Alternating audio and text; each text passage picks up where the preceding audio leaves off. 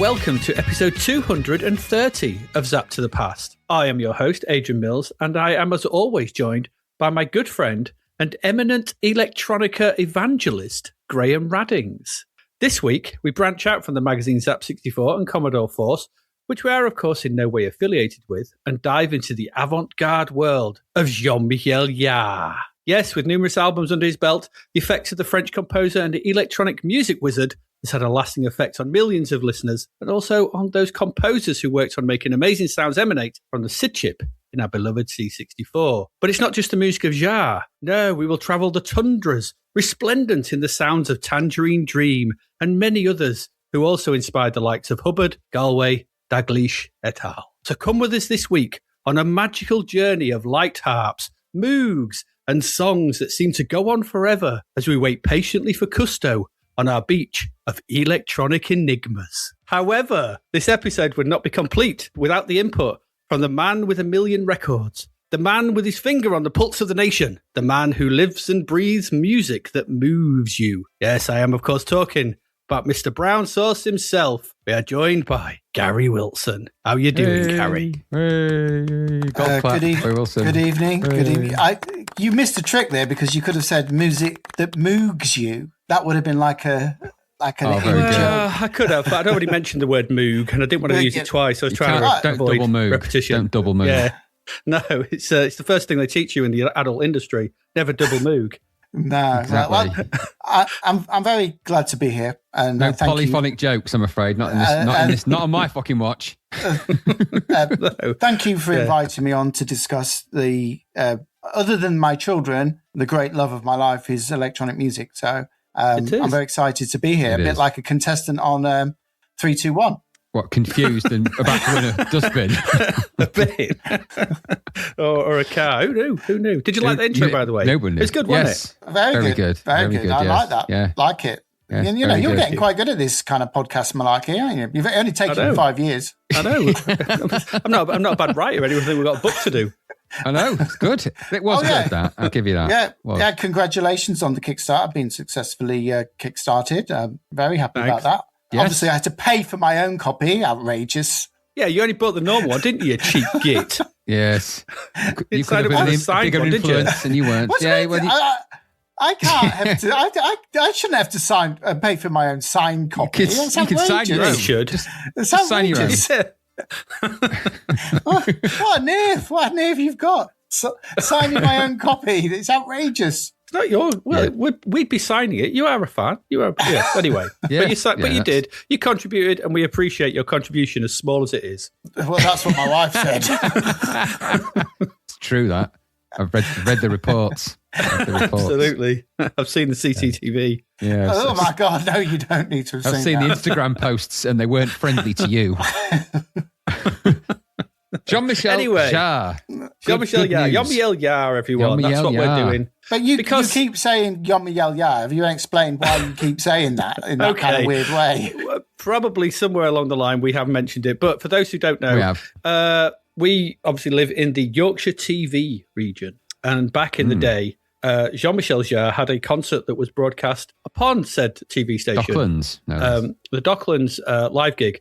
And we had Redvers, what's his name? Redvers Kyle? Redvers Kyle, wasn't it? Redvers Kyle was the announcer on Yorkshire TV.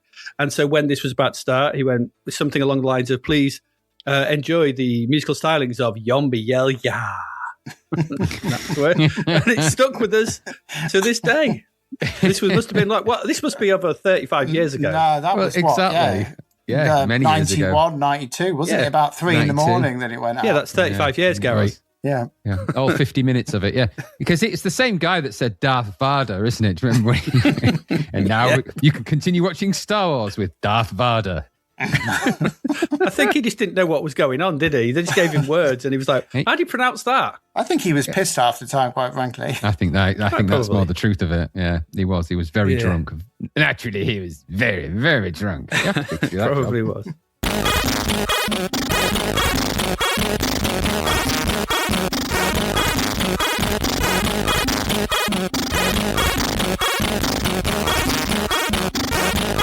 But yes, we're here to discuss Jean-Michel Jarre and his influence on C64 composers and all other electronic music. We're kind of just going to do a sort of a potted kind of look over these big, these big sort of musical stars from the sort of 60s, 70s, and the impact they had on your favourite SID musicians. Really, I think pretty much. What there's a bit of that, and also it's kind of I associate Jean-Michel Jarre with the C64, my teenage sort of formative years, my first forays into listening to my own music. I don't mean that it's my music I've made, but do you know what I mean? Music that I'm choosing. Because when you've got siblings, like you've got older brothers and sisters like I had, you tend to listen to what they listen to, or you listen to what your family listen to. You don't have a record collection. You've got a family record collection you did back then. And so you sort of listen to that and you'd get the odd thing for your birthday or Christmas or something. But I mean, I think I got a hits album or something like that so I didn't have my own thing. And then the C64 introduced me to some of these things. And then obviously you find, back then you could get stuff out of the library, as Gary discovered when he stole most of it. But you could get, you could get things out of the library in Grimsby. And then you could, and then you could, you discovered you get a Walkman. Essentially, a teenage sort of passage of rights back then.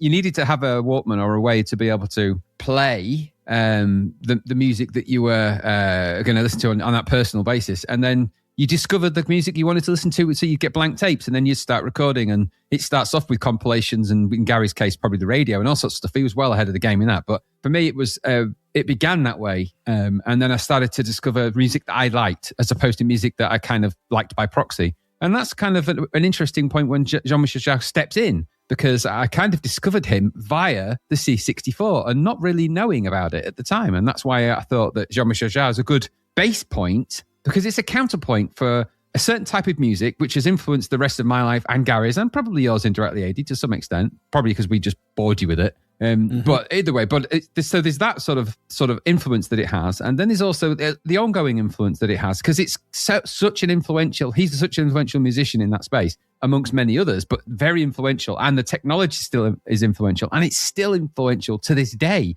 So I find that quite fascinating. That the music has it's obviously some of it's aged in terms of it's been around a long time, 30, 40 years, so maybe more, but some of the qualities of the production haven't. Some of the techniques and some of the instruments, they're still using them to this day in TV shows and in movies and all sorts of stuff. I find that fascinating that that's the legacy. And the C64 is certainly, for me at least, and many others, are part of that legacy. So all of these things kind of come together in this melange, don't they? And that's why I think that Jean-Michel Jarre is an important aspect to that, because he's indirectly influential on us, on the music we like, on the games that we've played, on the computers we've used. And that's quite an important aspect of all of our lives. Not just us as people on this host of this podcast, but the people who are listening as well. There's an indirect influence across a great spectrum of your life, good or bad. And I find that absolutely fascinating. So that's why that was the plan for just sort of we talked about Jean-Michel Jarre across the whole of the podcasting many times as we've come across it. And I think this is a good place to finally sort of let's talk about it. Let's get the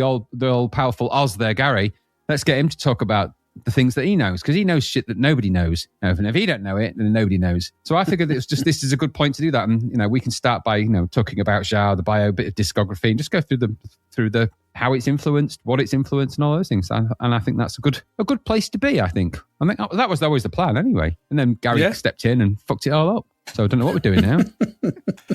I think one of the great things about doing the podcast, I'm sure for you guys, is you've just spent 5 years listening to these SID tunes. And I think SID tunes were the thing that was they took so many different influences and what they picked up at the time in the mid-late 80s, and they were processing all that kind of like potpourri all into a kind of a melange, as Graham said. and ended up with SID music. And, sometimes you play SID music to people and they think, oh, God, this is horrific. I can't listen to it. But so many people like us, it's not horrific. It's actually really... And I think one of the things we'll pick up throughout the next hour, I guess, is a lot of SID music is quite melancholy. And I think you've touched on that before on the podcast, is that we always remember the high score music or the best tunes always have a little bit of sadness to them, or there's a little bit of haunting element to them. And the SID chip allowed the composers to do this in a really, really powerful way. So I think what's really great about this conversation is actually the starting base is the Commodore 64, but all these people like us that have come to it and are still into it, and I think we'll probably discuss this going forward, all the influences of the classic composers we'll probably touch on in the next bit of the podcast. And I still go back and I still play, Ya Kung Fu, and I still play Ski Dance, and I still play Think Twice, and I still play Commando High Score, Rambo, and so on and so on. And these are classic tunes that everybody who listens to your podcast will just absolutely, start fainting with absolute nostalgia when they listen to them. And I think it's interesting that they took so many different elements and processed it into the SID chip. And I think it's just amazing that we're here 35 years later still talking about them. Yeah, I completely agree. Couldn't agree more. Indeed.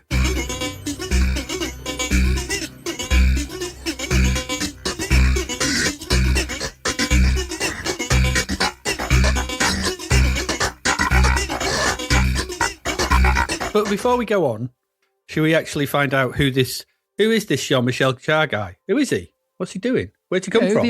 Why should we be interested in him? Yeah. Well, Jean-Michel Andre Jarre, I never knew his middle name was Andre. Why would you? Well, because we were good friends until the incident, and he never told me. You didn't know Andre that well then. No, he was known as Andre Jarre Giant to me. Of electronic music. I knew you were going to make that joke. I knew it. It was hard to work it in. That's a subtlety. Andre Jarre Giant was born 24th of August, 1948. He's a French composer, performer, and record producer, pioneering the electronic ambient and new age genres. Okay, Jarre was raised in Lyon by his mother and grandparents, trained on the piano. From an early age, he was introduced to a variety of art forms, including street performers, jazz musicians, and the artist Pierre Soulages. His musical style was perhaps most heavily influenced by Pierre Schaeffer, a pioneer of musique concrète at the groupe de recherche musicale. Oh, very good. This is first time I've read this, by the way. So that's very not bad, good. Is it? Yeah, that's good. His first mainstream success was the 1976 album Oxygène, recorded in I've gone all Redfords, haven't I? Oxygène. Recorded in a makeshift studio at his home. The album sold an estimated 18 million copies. Oxygen was followed in 1978 by Equinox, and in 79, Jarre performed to a record-breaking audience of more than 1 million people at the Place de la Concorde, a record he has since broken 3 times. More albums followed, but his 1979 concert served as a blueprint for his future performances around the world. Several of his albums have been released to coincide with large-scale outdoor events. As of 2004, Jarre has sold an estimated 80 million albums and singles. He was the first Western musician officially invited to perform in the People's Republic of China, and held the world record for the largest ever audience at an outdoor event for his Moscow concert on 6th September 1997, which was reputed to have been attended by about 3.5 million people. That's a lot of people. That's a big PA system, never mind a lot of people. Yeah, absolutely. Did he have his harp at that one? Did he have his light harp? Because the light harp's always the thing in it. Ooh, light harp.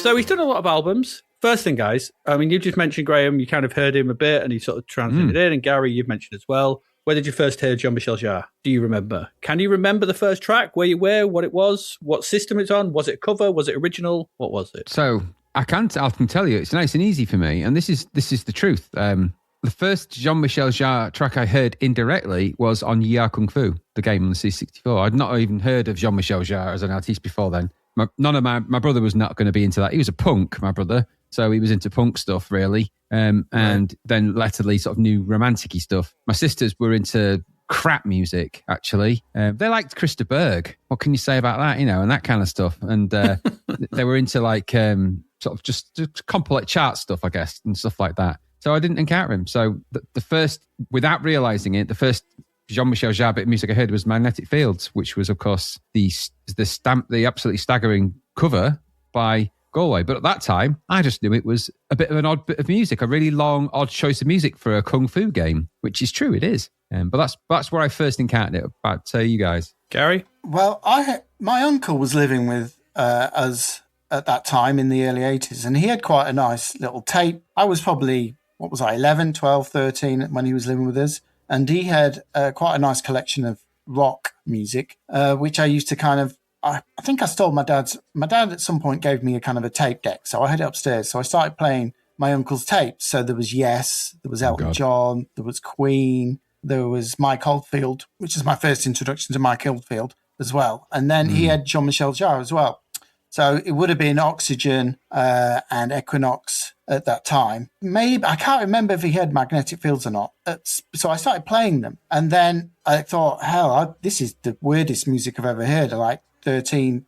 But at the same time, I started taping off pirate videos, the music of John Carpenter with a little tape deck. So I was kind of getting into electronic music at that time. And I thought, I taped the theme to Escape from New York off the TV onto this tiny little tape deck. Graham, you had a little tape deck like that. I did.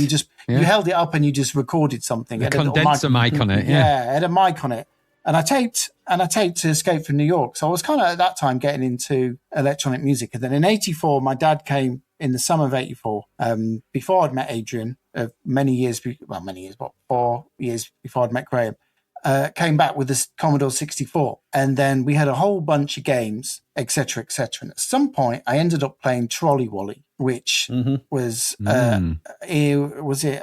Interceptor software, and it had the music on there, and I was just blown away by this music. It was fairly rudimentary listening back to it, but it had some Jean-Michel Jarre covers on it, and I was like, and I think I put the two together, and I kind of correlated in my head that this music on the Commodore was actually related to something else. And I think that was my first introduction. Didn't know what the hell was going on, what was about, whatever. It was the first foray into proper music. And I was fascinated at that point. And I loved everything about Sid music. Absolutely loved everything about it. I loved the speech. We had a tape. I think the Trolley Wally tape may have had Arabian Nights on with the speech. Yeah. Oh, yes. To Arabian Nights. And it had a version. And I loved the music to Forbidden Forest. Yeah. It was so good. And I was like, the music, oh my God. I thought, right, here we go. I've got access to some really good music here. And at that point, I just started listening. And I had a little red, a school book type thing, like an A5 notepad type thing that everyone had at school. It wasn't A5, it was slightly bigger. And I started noting things down into this little book. My wife still takes the piss out of me because I have my spreadsheets with all my little notes and stuff. And that started from that point with me writing notes down about all the stuff I was taking in. And that was basically my introduction to Jarre. And at that point, we didn't have the internet then though, did we? So to try and find out about anything, you had to buy Record Collector or I don't know. What did you do? How did you find out about anything? I can't remember. I think Record Collector was how I got a lot of information about anything music-wise. But yeah, 84, 85. That was my introduction. Am I right in thinking it was a TV show as well that had Jean-Michel Jarre, was it? Because I remember the thing like, but I associated it with the TV show. I just can't think what TV show it was. That was the Million Stop-Hard program in the early 80s that used that piece of music. And I, for the life of me, I meant to Google it. I can't remember what the name of the program was. It was a health and lifestyle program, wasn't it? With Miriam Stop-Hard. That's Oxygen, isn't it? That's the Oxygen tune. Yeah, so yeah. And it was famous. It was on telly every Monday night or whatever. That was my first, because I remember that tune being on a TV show, just as you just mentioned. So that was my first. I didn't know who it was. I just thought it was the theme tune for that show. Because you don't know any different back then, do you? Because you don't know anything. Then I think I probably had heard it maybe on the radio somewhere. There was just these sort of tunes that might have played somewhere along the line. I played Trolley Wally as well, because didn't that have Popcorn as its main theme? Yes, it did. Yeah, It's got Equinox and Popcorn, yeah. Yeah, so it's the Popcorn. I don't remember the Jarre music in it, but I remember the Popcorn piece. So that was, I think, and it would have been by Process of Elimination. I would have heard those other Jarre tracks in there. So I think it was around this time there was these. You just heard these tunes when they wanted to do something like on Tomorrow's World. They used these kind of sort of electronic tunes for things to sort of illustrate the background stuff. Oxygen, maybe Rendezvous, those kind of not Rendezvous, so Equinox. Those kind of things, you just get them in the background and they just have, to maybe an instant cut. And that's kind of where I seem to remember his tunes being part of that kind of, because they were futuristic, because they were different, because they were, had a bit of sort of, that kind of electronic weirdness to them. They were good accompaniments to these kind of like Tomorrow's World, those kind of programs. And I'm pretty sure that they were used in there somewhere. The BBC probably had rights from somewhere. There may have even been, I don't know, was there an episode of Top of the Pops where Pan's People or something, or Legs Co were dancing to a Jean-Michel Jarre track? Possibly. It probably wouldn't surprise me. And then post Trolley Wally, pretty much like you, Graham, yeah, Kung Fu. Yeah. And then kind of, I think through you, Gary, because you got more into them, I heard more of them. So in that period where we were sort of hanging out playing C64 games through like the mid-80s, you were getting the tapes of that kind of stuff, and it was like, oh, listen to this. And I was like, oh, it's this. And then I think the big one for me and you would have been Zoolook. Yeah, well, we kind of didn't we spend hours we took Hubbard's, somehow we got a copy of Hubbard's Zoolook, and we were like, oh my God, what is this? He made a demo, didn't he? Rob Hubbard made a demo. Yeah, the Zoolook demo, yeah. Yeah, and it was basically a scroll message with the piece of music, basically as a calling card to say, here I am. And we had that quite a lot in our house. When we were playing games and stuff, and it was like that Zoolook tune was in our heads. Do do do do do do do do. It was. But it's interesting when you go back and listen to it. it went what? That's not the Zoolook I know. That's a whole different Zoolook. When you go back and you listen to the Hubbards, and we'll touch on this with some of the other versions, is you thought, oh my God, that's amazing. That's exactly like Zoolook, and then you go back and you're like, the limitations of the whole setup was obvious, but at the time you just think this is amazing. This is actually Zoolook, and we had it on all the time. And I think what's incredible about Yi Kung Fu, and all credit to Martin Galway, is how much of a quantum leap his version of that particular piece of music for Magnetic Fields. Well, it started off on Magnetic Fields. It is a Magnetic Fields Part 4. The Galway's particular version is actually the version that's on the Concerts in China. That's right. With the extended, the version on the album is shorter, and the version on the live album, the Concerts in China, has the incredible break at the end where it just keeps riffing. And that's the version that Galway transplanted into the Sidchip, where it just seems to go on and on and on. And I think it's about 7 minutes on the album. And it is a quantum leap at that point, I think, beyond all other tunes. I mean, that might be semi-controversial, but what year was Yi Kung Fu? 85? Late 85? 85, 86. 85, 86, yeah. And at that point, we're talking about Trolley Wally, and you go back to Trolley Wally, and it's enjoyable, but you get to Yi Kung Fu, and it is a quantum leap in every direction to say this might be one of the best pieces of Sid music's ever. And it's done in 85. It is quite something. Just astonishing. And I still put it on now, and that whole riff at the end, because it is very good. On the Concerts in China album that Jarre did, it's got some beautiful. I've gone back and I've re-listened to everything up until about from 72 to about 95, and the Concerts in China album famously is quite an austere. There were very austere concerts. The public in China had no idea who he was, what was going on. They were farmed in and they walked out. Yep. So it's got this weird golf clap at the end of every particular track, and nobody more of an particularly applause, no screaming or hollowing. It's just like they just clap. Yeah, it's a very polite little clap. They were like, no idea what's going on. But some of the music is just astoundingly beautiful, and that particular track is just immense. And Galway obviously loved it, and he transplanted that into the Sid, and history was made. I think history was made in that particular track, and from that point onwards, Jarre's name was synonymous with the Commodore 64, I think. I think it was. I mean, that program, by the way, the Miriam Stoppard program was called Where There's Life. Where There's Life. Yeah. Where There's Life. Yeah. Oh my and days. it did use the magnetic oxygen. Actually, I think it was oxygen. Yeah. So and you're right. And it's an odd choice, actually, a brave choice. So I mean, this is nothing to do because remember, Kung Fu is first and foremost an arcade conversion, and it's not like Jean-Michel Jarre was gonna.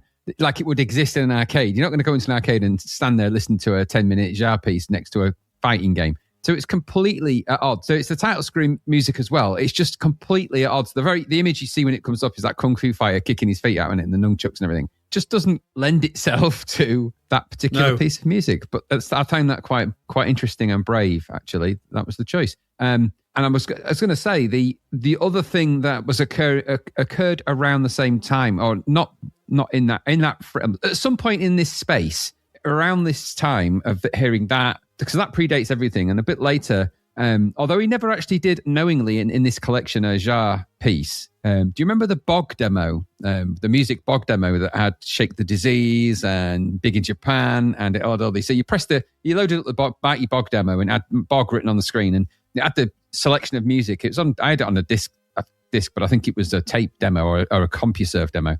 And when you pressed the key, it had speech. It went, Shake the Disease, and then it would play like one of these various tunes. And I think, if I'm honest, that is also probably where I heard most of those versions of those songs first.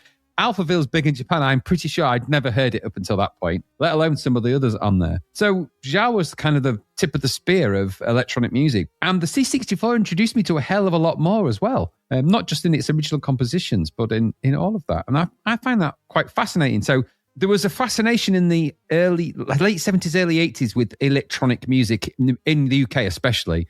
I mean, don't forget that was it 1982, Gary, that Kraftwerk were number one in the charts with the model? 81 with the model. So I mean, and that's, can you imagine? I mean, in the clubs, doom, do, and just whenever did that footage of the crowd dancing at Top of the Pops, I just whenever you see that footage of them dancing to Kraftwerk, it's quite funny. They don't quite know what to do with themselves. But there was that. Do you remember when I think it was on Top of the Pops again? Because of course, when you were saying, Gary, that where did we hear this stuff? Top of the Pops was really where we heard stuff. At least it was for us, and it was like a family view. I mean, we watched that, and so I think that's where I would have first heard Magic Fly in space. I still remember the guys in the spacesuits on Top of the Pops playing Magic Fly. So that sort of lived with me a bit. Just to add on to that, where I was watching a 1979 Top of the Pops, because they showed them on BBC 4 on a Friday night. Oh, yeah, I watched them all, and there was a 1979 one on last Friday, and Sparks were on it.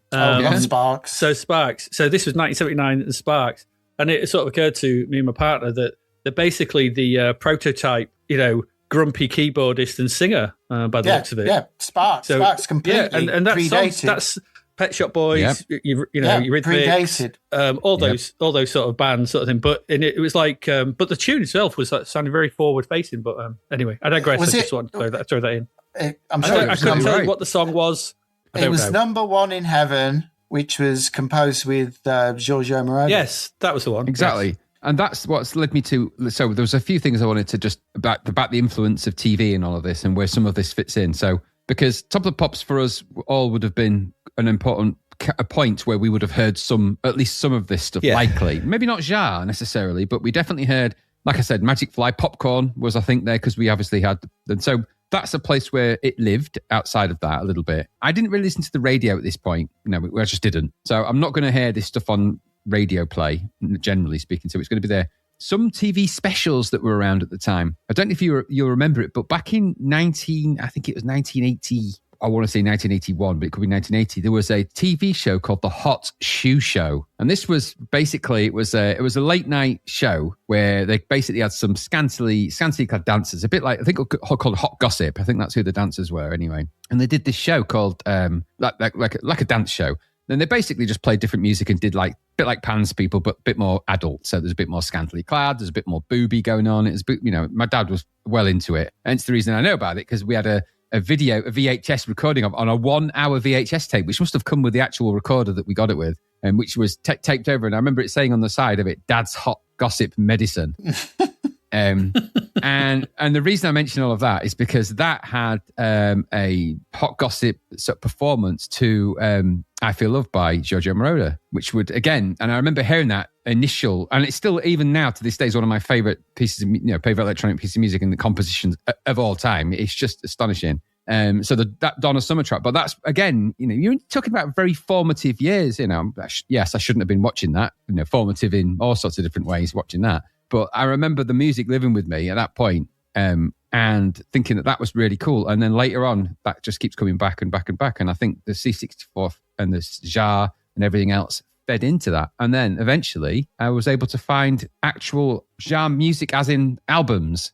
So full albums of the stuff, because up to this point I'd only ever heard tracks, and I think I want to say the first Jarre album I heard in totality, and I'm thinking I must have got it from a library, or you got it from a library, Gary. I think so. I'm not sure where I got it, but I think it was Equinox. I think the Equinox. I want to say Equinox because that's the one I remember. And whenever I think of Jarre, I think of that kind of opening with that kind of really weird sort of I don't know, describe it. It's kind of a really unusual soundscape on Equinox at the start. Do you remember the cover? Yeah, that's definitely that one. Yeah, that's definitely that one. So at some point, Equinox with all the little guys with binoculars and whatnot, and I'd heard the full album, and then that led to me then getting a load of, going to Woolworths, buying some C90s. I'd got a Walkman by this point, not a branded one, like a real crap one, but I got one with bright orange headphones with sponge on that were rubbish.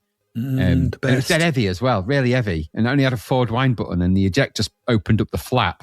So it wasn't great. It burned through batteries, but I was able to then listen to recordings, and we'd had a record player that could record to tape for some time.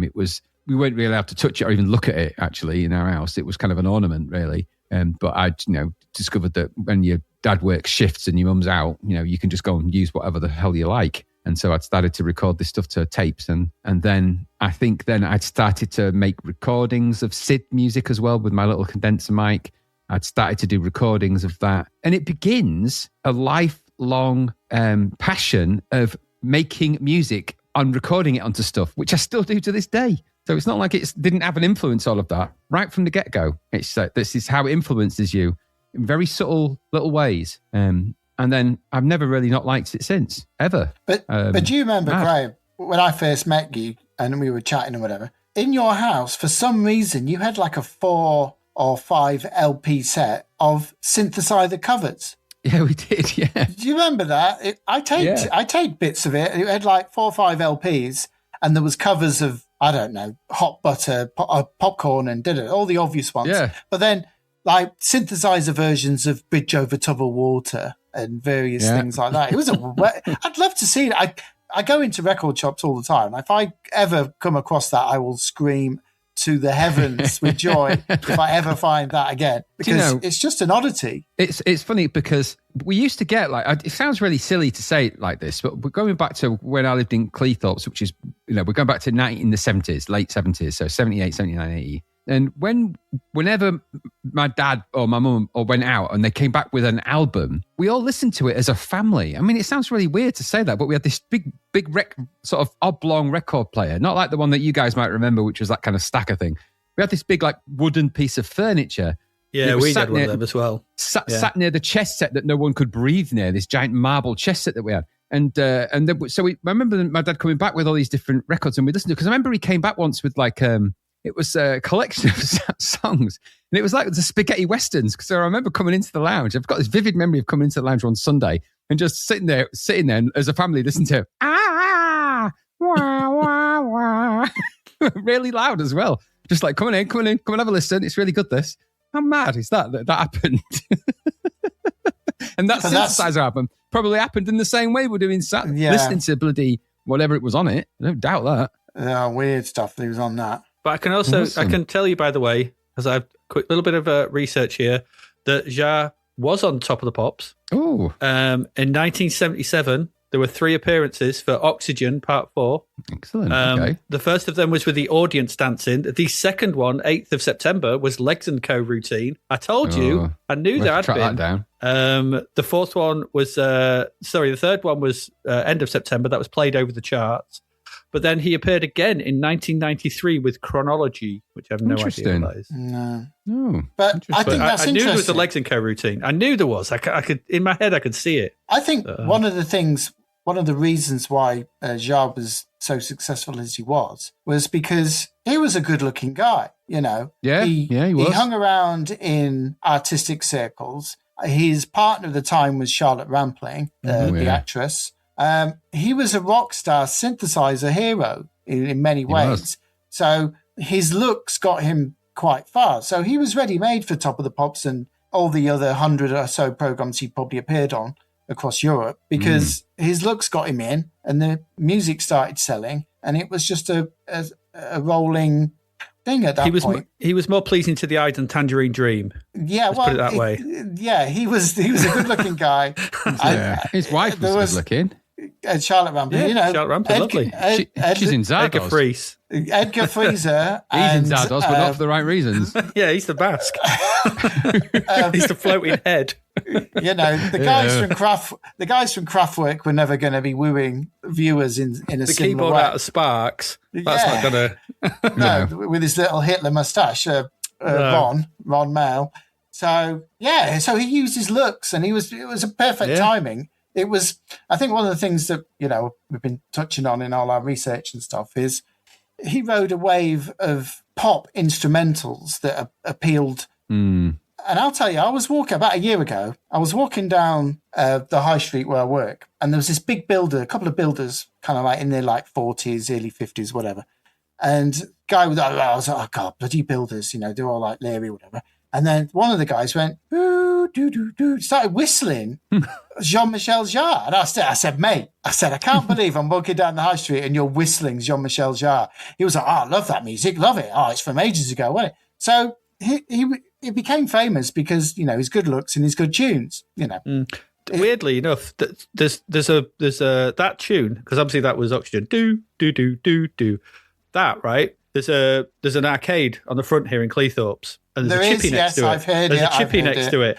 And in this arcade, they play a loop. Every couple of minutes, it just goes do. It's actually attached to a grabber machine. Do. And then it stops. Yeah.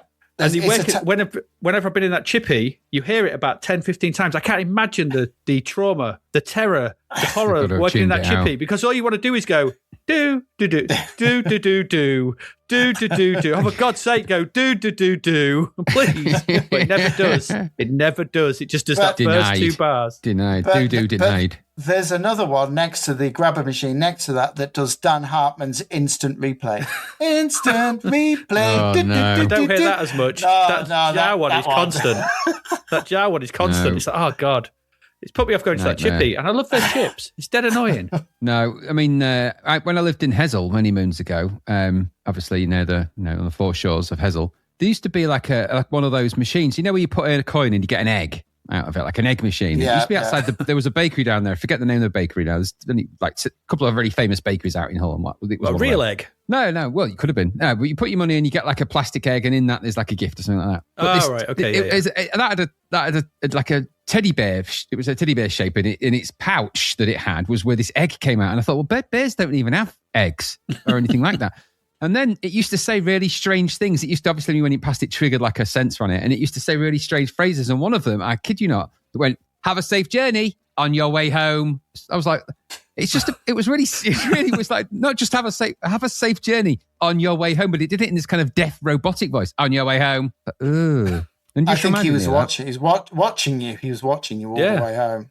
You just reminded me of that.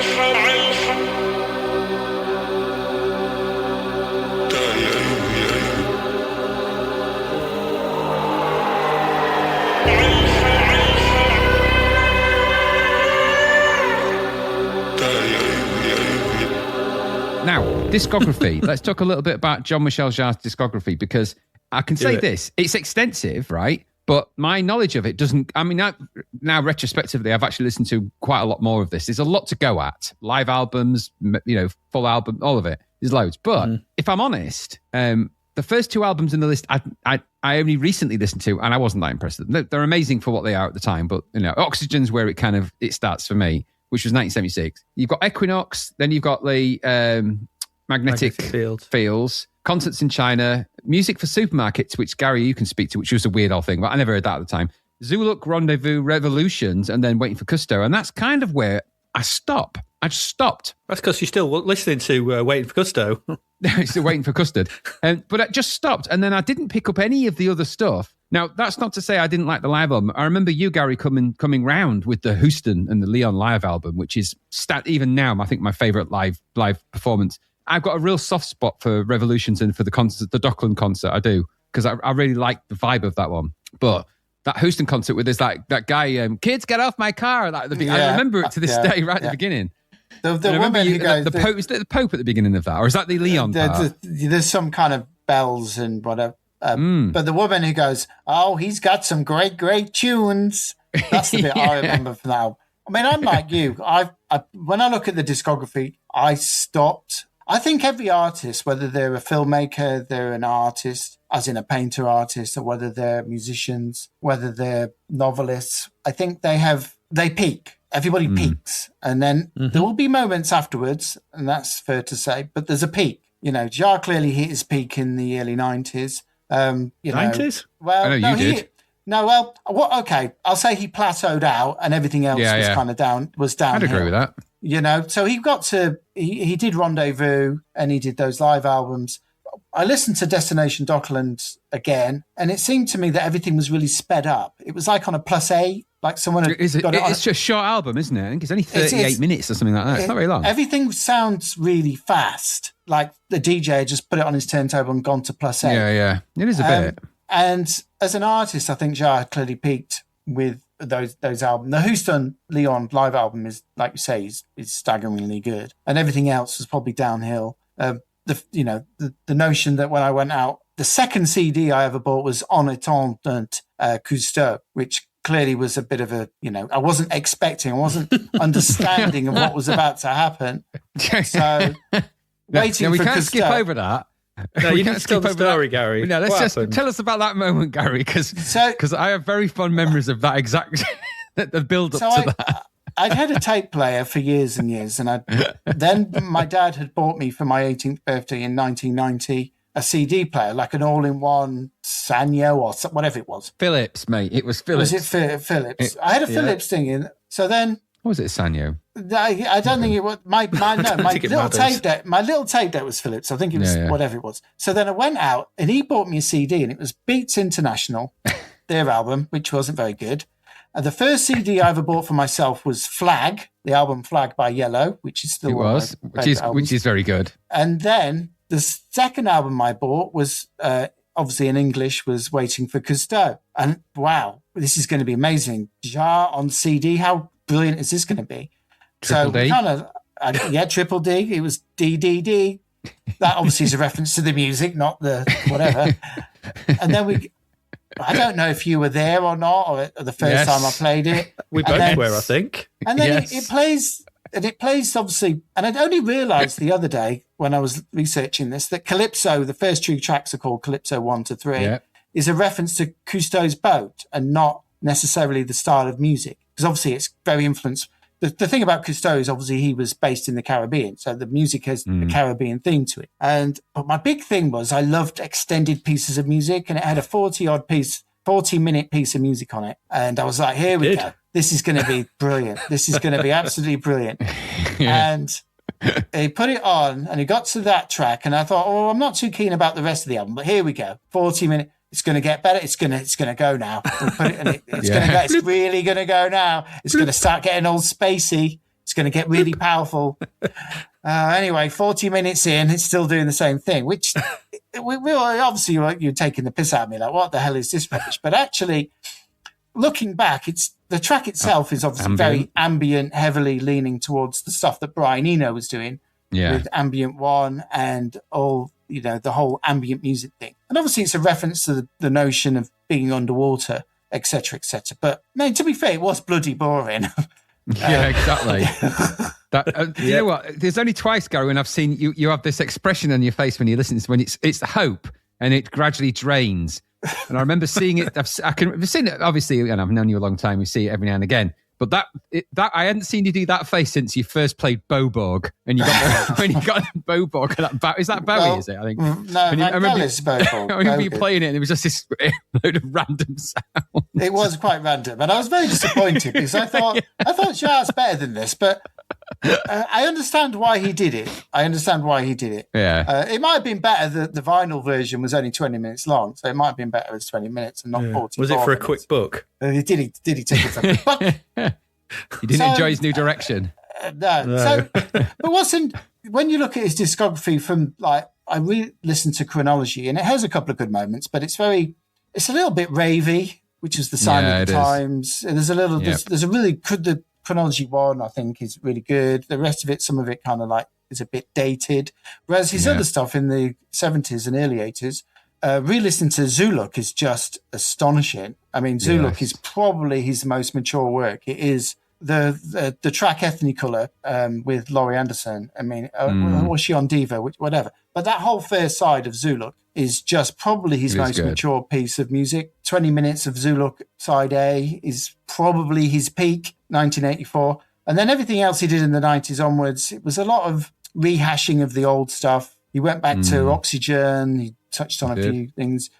And he kind of faded away because don't forget, a lot of these artists who were the pioneers, and everything has a time and a place. And in the 90s, the guys who were the kings, the Jarres, the Tangerine Dreams, the Kraftwerks, they were usurped at that time. There was a whole new bunch of young Turks doing music, doing different things. You know, the Aphex Twin, Underworld, Fluke. The Orb is the one I think the of. Orb.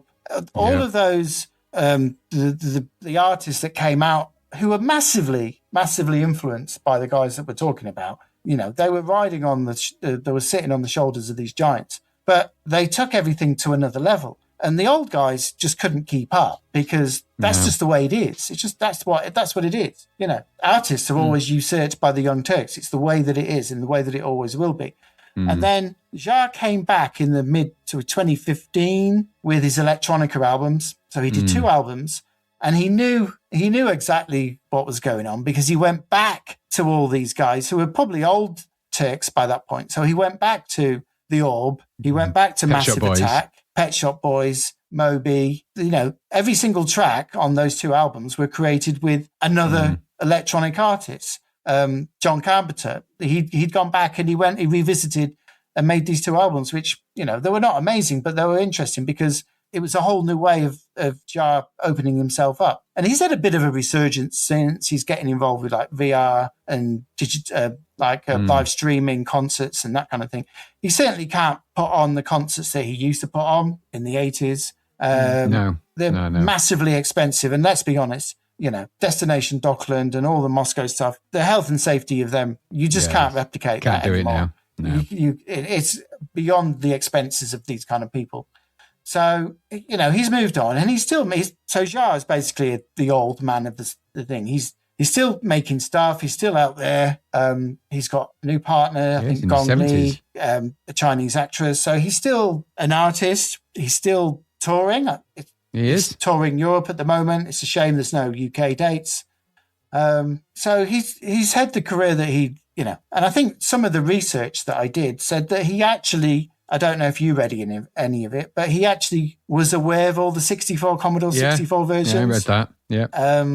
And he was quite pleased. And liked them. He understood the limitations of the setup and he had no issues, you know, for as far as we know, there was no copyright complaints because he felt that actually it was a homage rather than just a straight steal. It was, at the end of the day, he was pleased that people are out there enjoying his music. So he's still doing stuff incredibly to this day as a 70-year-old. But it's interesting, you know, you're talking about Sparks. Sparks are still going in their 70s.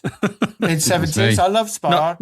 Not so sparky. No, but they're still touring. They're constantly touring. Jarre is still touring. You know, you're talking about guys like Paul McCartney's, you know, the 82, whatever it is. The Rolling Stones. These guys are still out there leaving it on a stage in you know, it must be quite time. I wonder if the reason back then were people like Jarre and stuff like that weren't bothered that, you know, these games on the C64, because obviously, you know, trying to take them to court for royalties, whatever, would be just a non-starter. But I was wondering as well, sort of thing, if you see it as like, well, if people are hearing this music, that's just another way for them to get into my stuff. It's just another in, isn't it? Like we did, you know, like a lot of exactly. I think this up, but one of the things that, like, I think you're kind of mentioning there is there was no money in it. So what was the point? No money. Yeah, exactly. And I'll give you an example.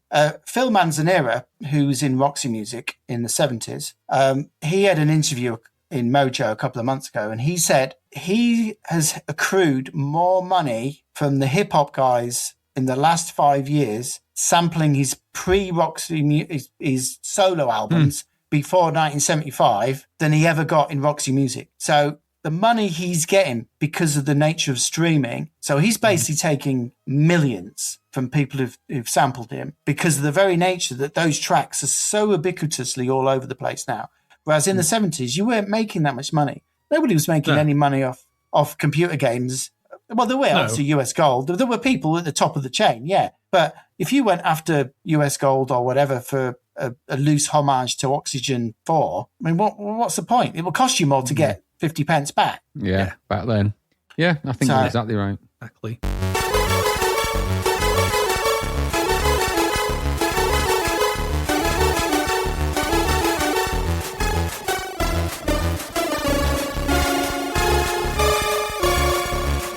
So that sort of brings us in a roundabout way to we've talked about Yeah Kung Fu. We've sort of mentioned Zoolook as well, but, and Tolly Wally and things like that. But they're not the only C64 Jarre tunes, are they? They're not the only one. No. There are others, and they started well before then as well. So you've got here this first attempt here, Tony Gibson on jamming. Which one was this? So there's a number of... There's actually a couple of links we'll put in the show notes where somebody's actually listed all of the C64 Jarre sort of music and the influences and stuff like that. So outside of the ones we've mentioned, obviously the Zoolooks and things like that. So where did it all begin? And like you say, so if you go back and you look, there's some a game called, like you say, Jammin', and there's Tony Crowther did a version of something in Son of Blagger.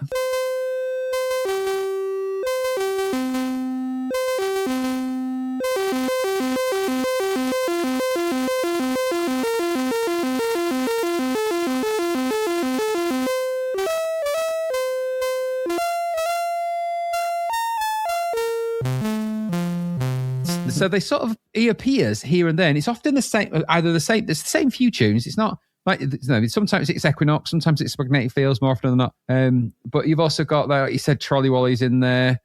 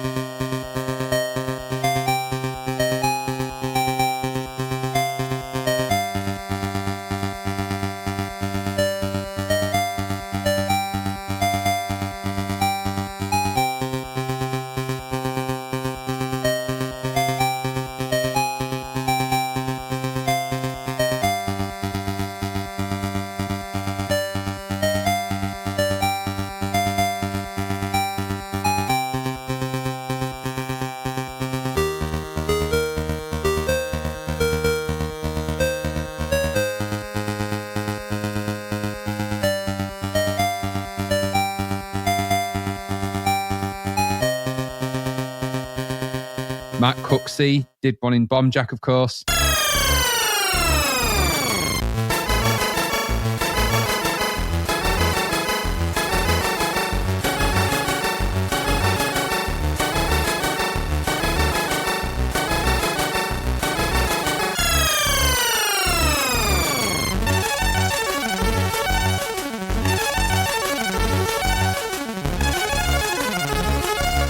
I used to love that tune. I used to love that. I used to load it up just for that. Yeah, which one was it in Bomb Jack? Yeah. Which one was it? Yeah. Which one is that again? Tell me. Which track is it? Who knows? You're the Jarre expert. It's can't remember which one that is. I can't remember.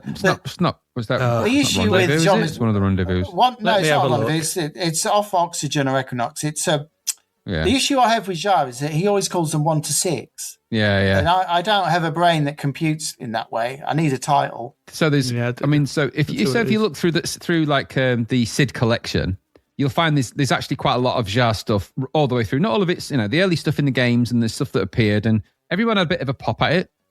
It seems every sort of the big musicians of the time all had a little bit of a pop one way or another at a Jarre piece.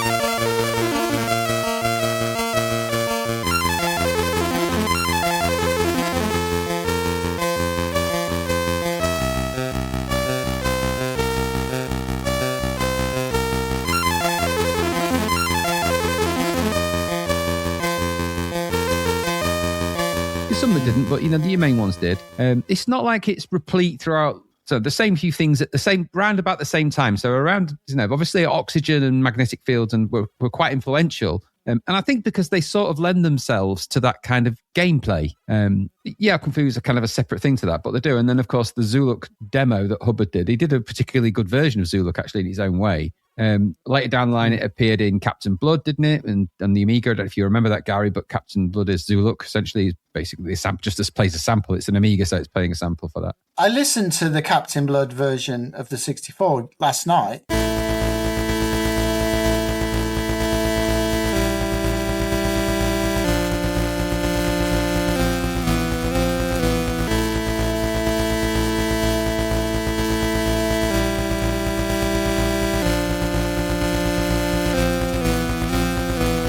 Which was meant to be Ethnicolor from the Zoolook album, and oh my days, I'm not quite sure I couldn't recognise a single note from it. It was bloody dreadful. The Mark Cooksey one, by the way, for Bob Jack was Magnetic Fields Part 2. Part 2, was it? Mm-hmm. So there is some notable Jarre versions. A little nod at this point where we not really mentioned him, but we should, which is Vangelis. because around about that era time, you've got Chariots of Fire. Chariots of Fire was another humongous hit and chart hit in the UK. It was a massive big film as well. And of course, we got a really good C64 version of that, which was it Track and Field or Hypersports? Hypersports, which is Galway again.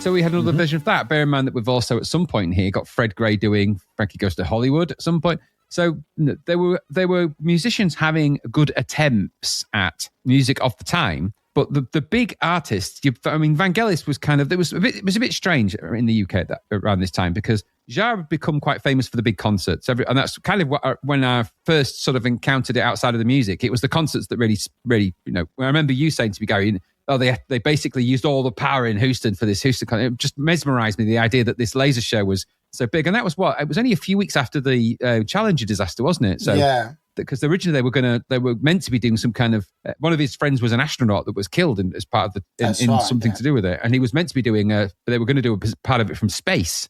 That's right. That couldn't go ahead, but they went ahead with the concert anyway. Obviously millions of people. The firework display, apparently if the wind had been blowing slightly different direction, it would have set everyone on fire. So hence the health and safety part. And it nearly didn't happen.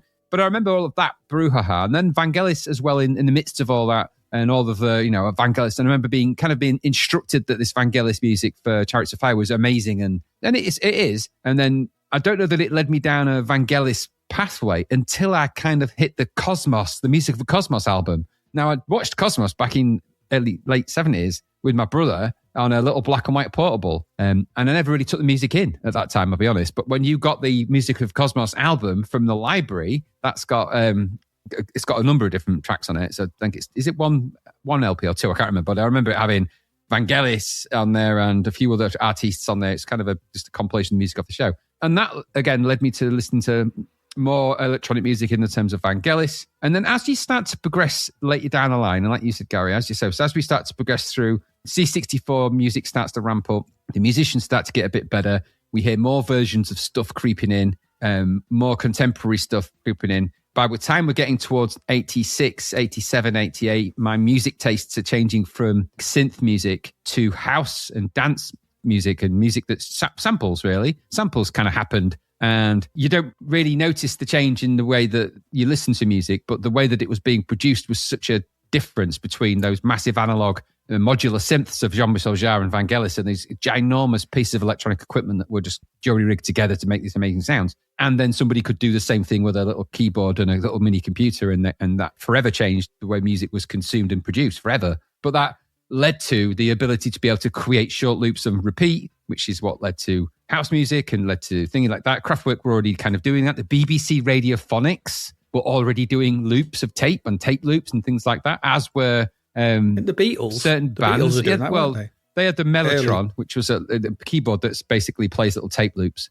which is quite a fascinating instrument, actually, when you see them. And then you also got other bands were experimenting with it. You can't rule out The Who, because they had ginormous, they're not synth sounds, but they had enormous soundscapes created on giant tape loops that they would use, especially if you listen to We Won't Get Fooled Again, that giant intro at the beginning of that in that whole intro sequence of that. So there's this is mashing together, and there's fallout of pieces, and pieces of that fallout start to land in the C64 ecosystem. And that's where we're consuming them. That's where I'm consuming them. I think I'm hearing them there first, and then I'm trying to find out what they are. And so when I say it's going into the ecosystem, that sort of leads us into that sort of idea of where it was occurring. And so, for example, I didn't know that Delta was Koyaanisqatsi until I saw Koyaanisqatsi. And then I realized that Rob Hubbard's Delta was basically Prophecy from Koyaanisqatsi soundtrack, which is a soundtrack which even now is probably one of my favorite soundtracks ever.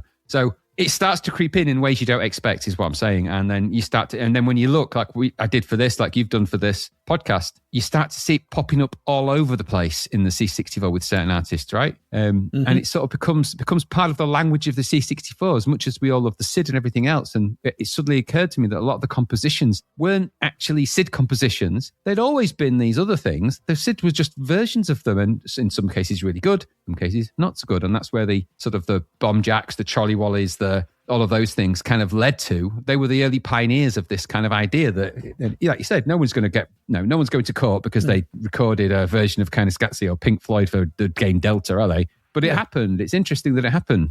Those were the choices that Hubbard and co made. And I find that quite fascinating.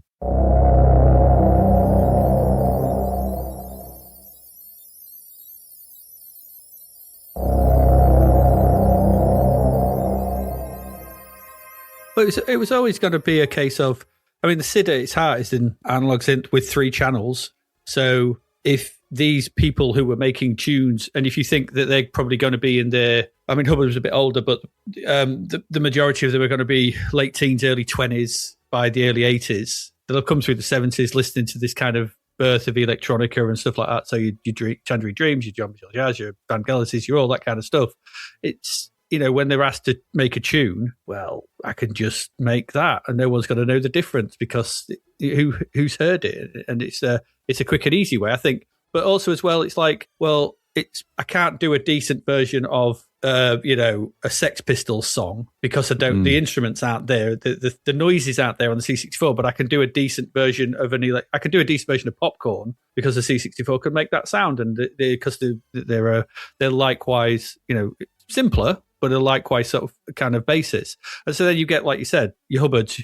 So when you get, Merry Christmas, Mr. Lawrence for International Karate, it sounds ace. It sounds great because it sounds like a proper, the instruments, the noises that are used that the SID can produce. It's interesting, Gary, you said at the beginning, some people listen to the SID and go, oh my God, it's just the worst thing ever. What is this noise? But, if you've got an ear for it, if you grew up with it, you can listen to that and go, God, that's just amazing that they managed to do Merry Christmas, Mr. Lawrence in 3 channels. Oh, absolutely. And I'll tell you what, right? Just on the SID chip. So the SID chip was devised in 1981, right? This is a chip that is well ahead of its time in capability. It has no right to be in the C64 with the capabilities that it's got.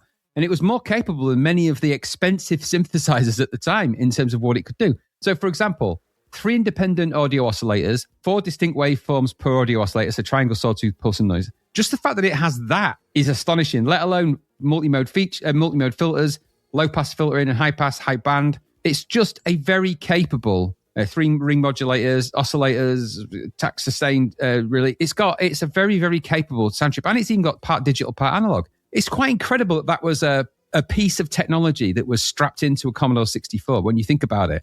It's like the equivalent of putting in modern parlance, quite the equivalent of putting a very expensive synthesizer inside a kind of an iPhone or something of that type. So you would nowadays we sort of take it for granted that sound just plays out of devices in perfect audio quality. But to put something like that in that machine, that was a real statement of intent because it didn't have to be that fully featured. None of the other machines of the time had anything like it. None of them. No, so if you think of the Specky and the Amstrad and stuff like that, and even the Atari with the Pokey, they don't compare. I mean, I think I flagged yesterday to us that photograph of Tangerine Dream Studio in 1985 with a whole bunch of kit that cost probably a lot of money, and somewhere nestled amongst all of that was our dear friend, the Commodore 64 bread bin, nestled amongst all of some very expensive pieces of kit. Especially now. What was it doing? Where were they using it for? We were talking on Discord that I found out that Beat Dis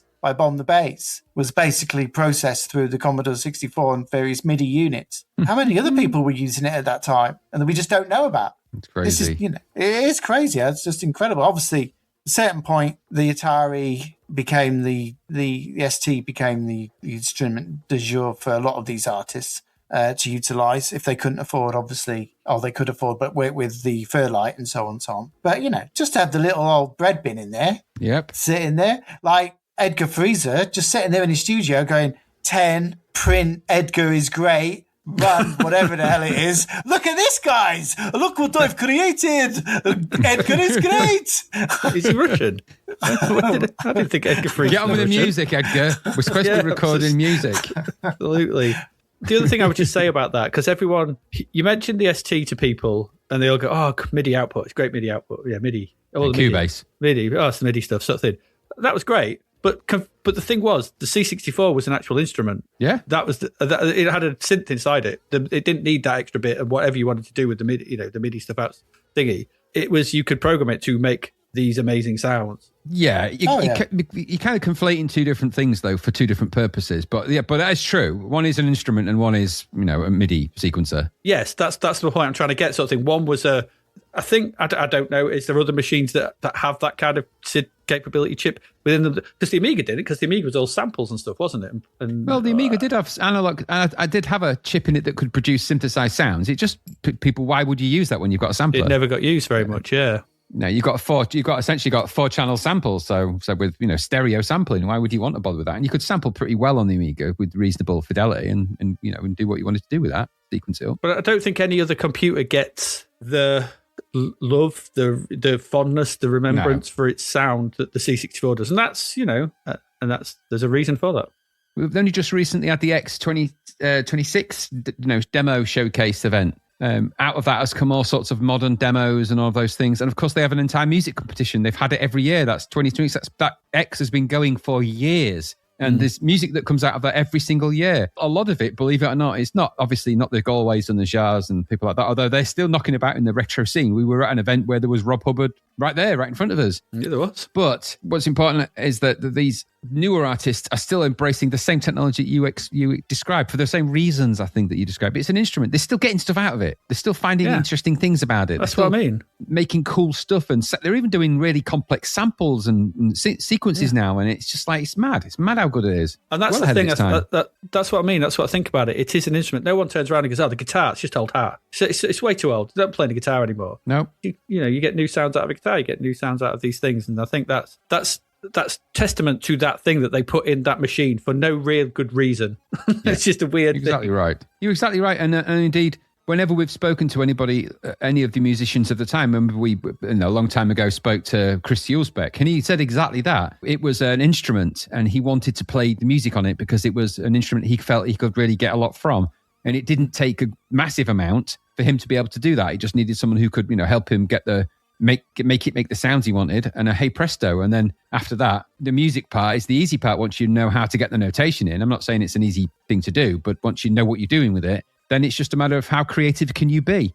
And really, some of those artists pushed it to the extreme limits. Your Follins and your people like that, Hubbards to some extent, and when they're pushing the envelope of what they want to create. And they're landmark moments. And, and they're all, again, under the influence of these, I think the same thing that drove them to do that on the SID with the C64 is the same thing that drove Jean-Michel Jarre to want to create a laser harp and to want to create bigger and louder and bigger music and more live events and do more with what he had. And he's famously circles around the same few modular synths and those. He doesn't massively vary them that much.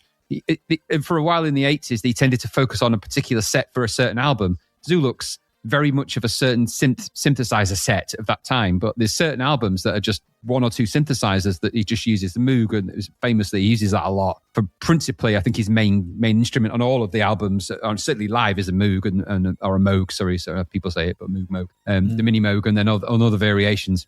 Not cheap keyboards, those. Dead expensive, it turns out. And some of those early synthesizers are in the megabooks nowadays because obviously they're very hard to maintain. They just don't make parts for them or anything like that. But I think the same thing that drove them and those people to do the best they could do with that SID instrument, as you rightly point out, Aid, is the same thing that drove the Jarres, and that's the kind of the same influence, and it's probably what's driven us as people that are listeners to those things. It certainly was what inspired me to want to create music on computers, and I still do to this day. Certainly inspired Gary to become a lifelong fan of electronic music. It certainly influenced us when we were creating music as a band, and the music that we produced and the music that you played and probably a lot of the music you listened to. I remember you listening to that Rondo, whatever they are. I remember you really Rondo liking Veneziano. that. Yeah, but you really liked it. But that's not out and out, a normal run of the mill thing. It's quite an unusual thing to listen to. I remember the robots on the cover, and even to some extent ELO a little bit. I remember, some of their, I associate them with electronic synthesizers and lights and light shows and things like that. And I think that's just where I positioned large scale synthesizer music. And I think that's also why I have an affinity for the big synth compositions on the SID. So I really like things like Knucklebusters because it's really long and it's a bit epic and it's drawn out and it's got that melancholy and it's got a vibe. I like Equinox for the same reason by Jarre. Same reasons as I like Apocalypse de Animo by Vangelis and stuff. Just I like this kind of bleak, I think it's what's led me to like that kind of thing. That is what then led me to really like industrial music for the same reason. Soundscapes with samples intertwining with large scale, large format, dark synthesizers. It's something that once it's inside your blood, however it gets there, it remains there and it doesn't ever go. You don't ever lose it. Even now, I was listening the other day to the Obsession soundtrack for the movie Obsession, which of course is taken over the world now. But the soundtrack again is just a really good sort of lo-fi composition. I find this never leaves you, and that sort of still is there inside of those SID compositions and those SID composers and those other things. Which is why I think, like you say, fundamentally, it's because it's an instrument. I think if it was just a chip in a computer, I don't think any of us would be that bothered by the chip, and I think that's why the Amiga doesn't quite have the same resonance as the SID chip, I think, because it's just playing samples at the end of the day, and that's great. And you can do amazing things with it. And I'm not saying you can't for anyone that's about to lynch me. There's amazing making music out there. But compare, I really like Turrican 2 by Hullspec, but is it as good as some of the C64 stuff he's done? I don't know that it is, because I think there's just a bit of love and passion and there's a bit more of your personality in that, because you're trying to do good on an actual instrument as opposed to just like something to loop through a bunch of samples. But maybe that's just me. What do you think?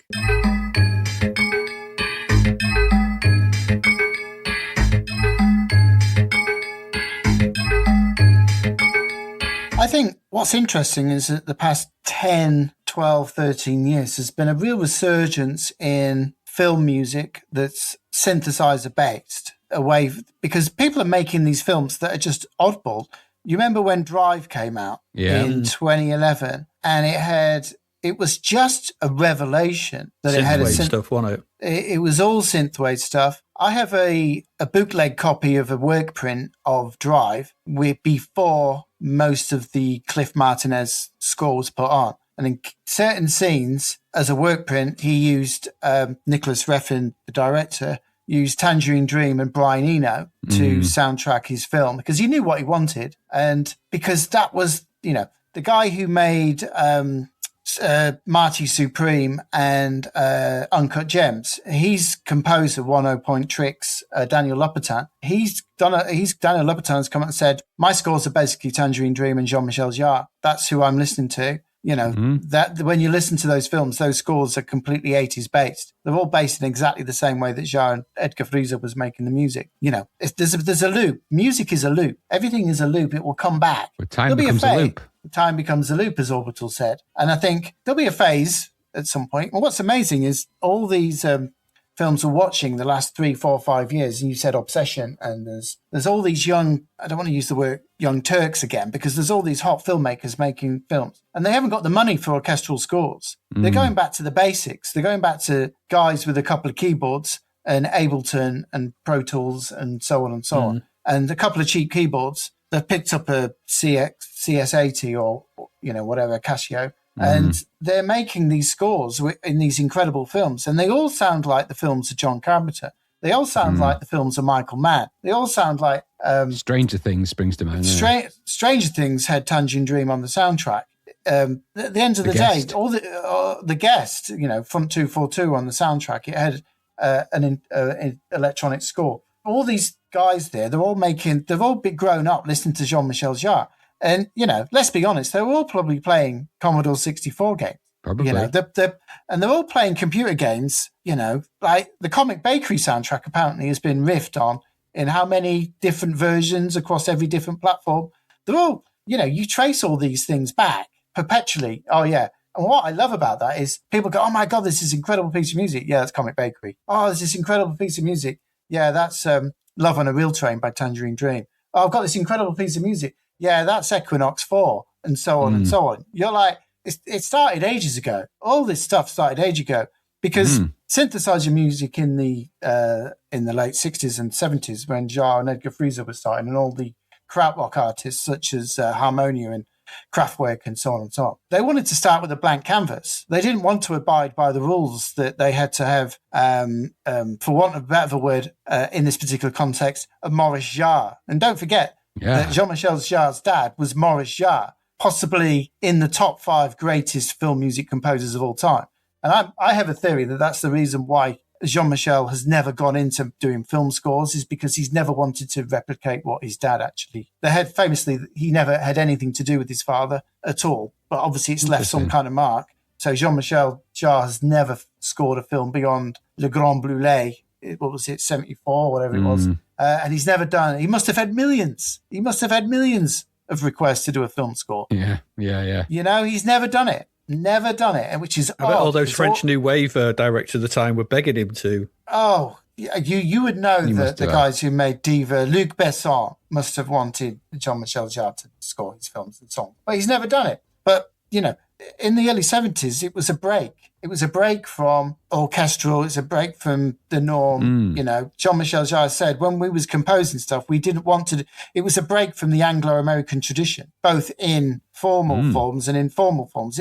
They didn't want to make pop music, rock music. They wanted to make their own type of music. And it's come all the way back now. You know, everybody talks about John Carpenter and Jarre and Edgar Frizzer and all Kraftwerk. They're still touring, packed out every time they do it. You know, the whole thing has come back around.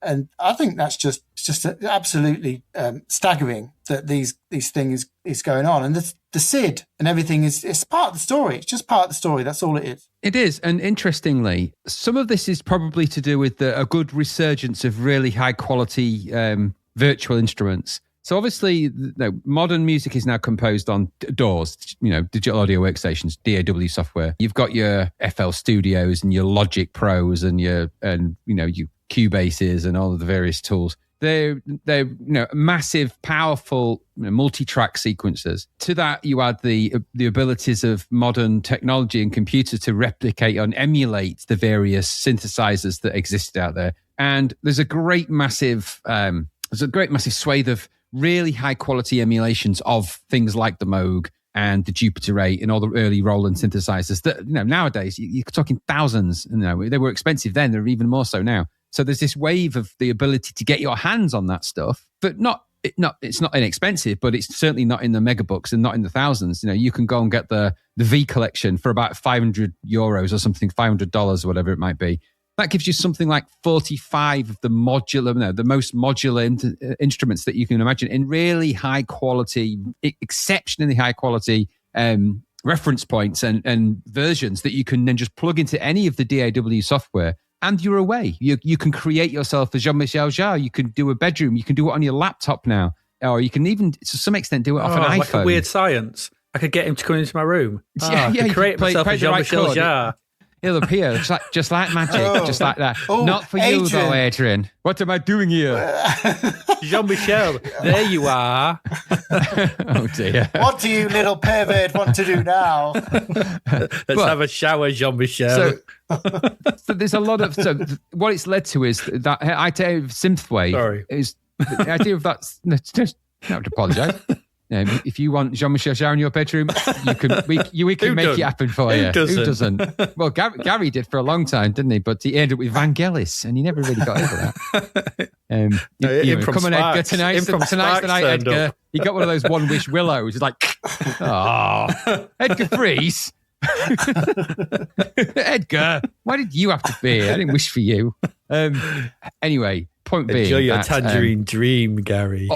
All of these instruments, all of these virtual instruments mean that you've now got the same access to the same equipment that those people had, and now there's a lot of that happening. It democratizes music when that happens. So it democratizes the skill because you can buy a MIDI keyboard and stuff for about, for not much, they're not expensive items particularly, and they're not cheap, but it's not like, but you could have a fairly reasonable setup of a studio in your house where you just need 2 speakers, a laptop, a MIDI keyboard, and a few VSTs. There's even loads of free ones. And when you get that together, you can make, music can happen very quickly. And they're making the process quite democratized and quite simple. You can even then get that music and put it out there in the world. So you've got the SoundClouds and the Bandcamps and all of these various places. And that's what's led to this massive, massive wave of music out there. So when you say this synth wave, go on SoundCloud and just type in synthwave and see how much music there actually is out there, not just by the necessarily the people we know, but by all these different artists that you don't. And then some of those, like Gary had said, break through, they break out, they end up doing a game, some music for games, which of course is something now it's a completely another big industry in of its own right. But you've got music for them. That creeps into the synthesized scores for those. Then you have the film scores. So then there's that resurgence that you've spoken about, Gary. And I think it is down to budget. Now, Obsession is $750,000 famously, isn't it? For a turnover of millions. It Follows was another one that had a fairly synthesized soundtrack. There's a bunch of them out there that have that because they've realized that the instruments themselves, the analog instruments, have a tonality, that melancholy horror sound that comes with them that the Carpenters discovered in the 70s and people like that. That they realized that the reason those films have that feel and that vibe and that those shrill kind of piercing moments is because only synthesizers can provide that. They have the audio range for that.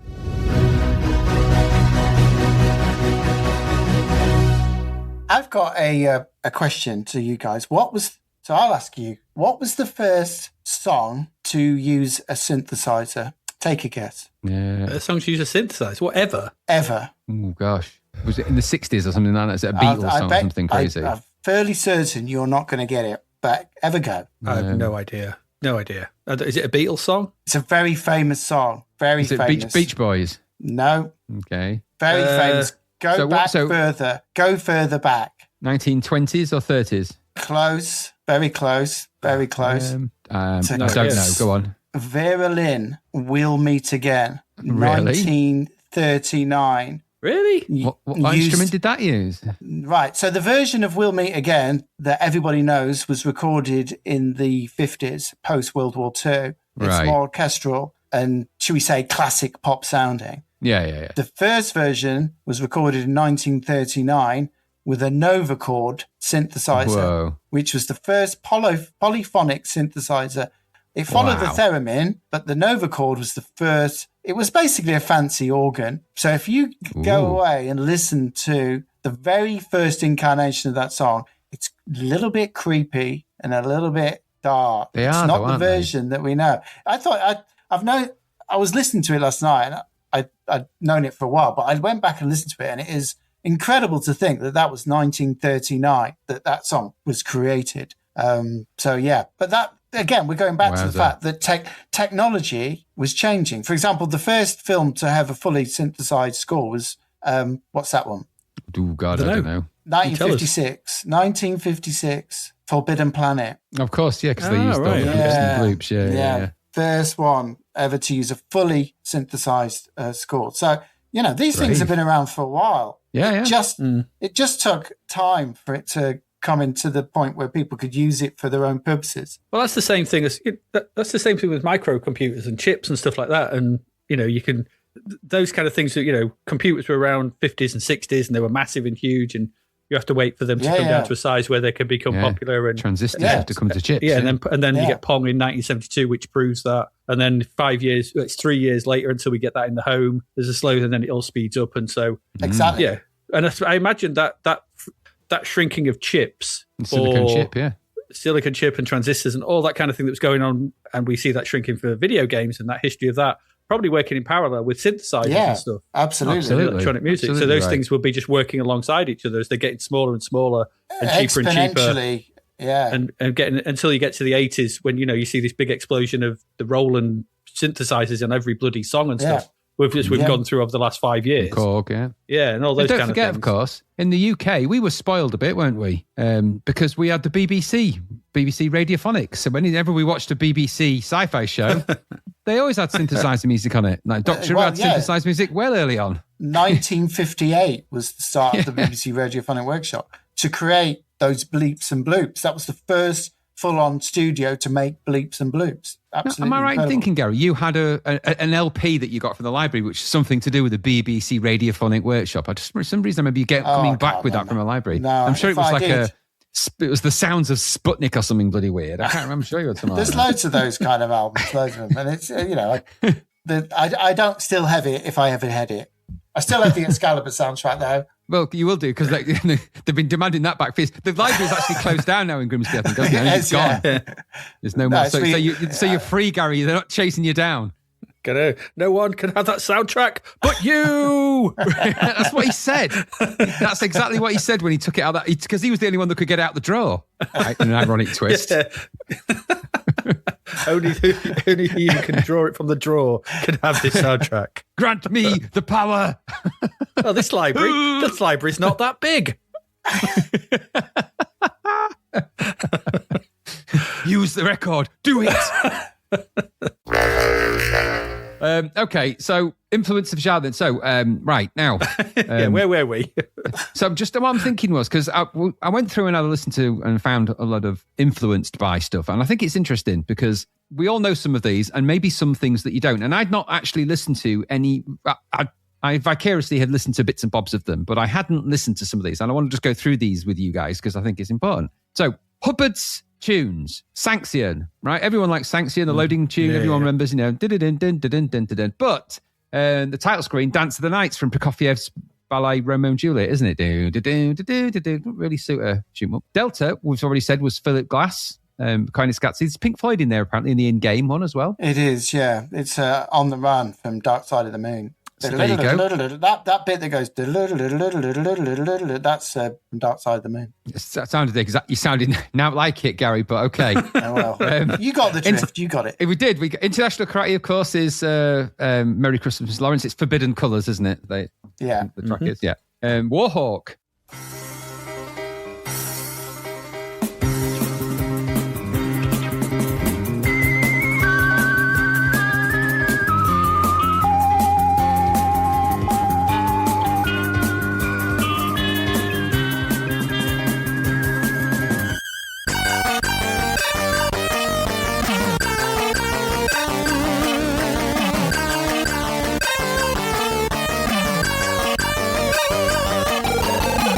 From Unknown Planet by Keating. Is it John Keating? No, I'd never really heard of that before. No, I don't know that one. But when you listen to it, it's exactly what it's Warhawk. So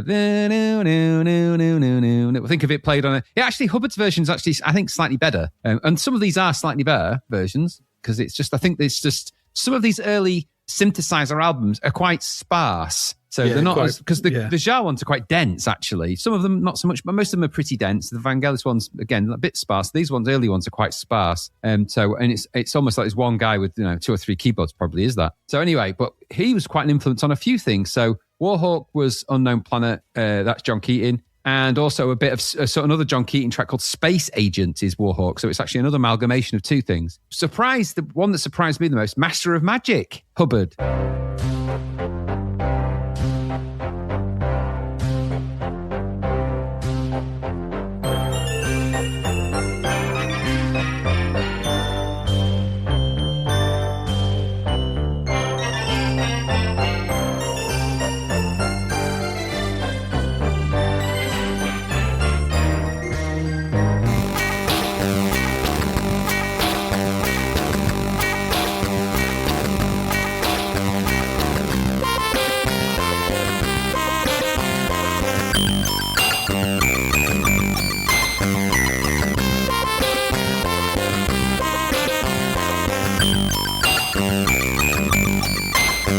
That's by Audience Synergy. That's Shibolet by them. Mm-hmm. So and that really surprised me. That. And I'd always assumed that Master of Magic that did do do do do do do do do, and I was thinking, well, and when I heard it, I'm like, what? Eyeball, of course, we know is Whipblow, Cabaret Voltaire. There's actually 2 tracks in there, isn't there? Which is Whipblow and another one.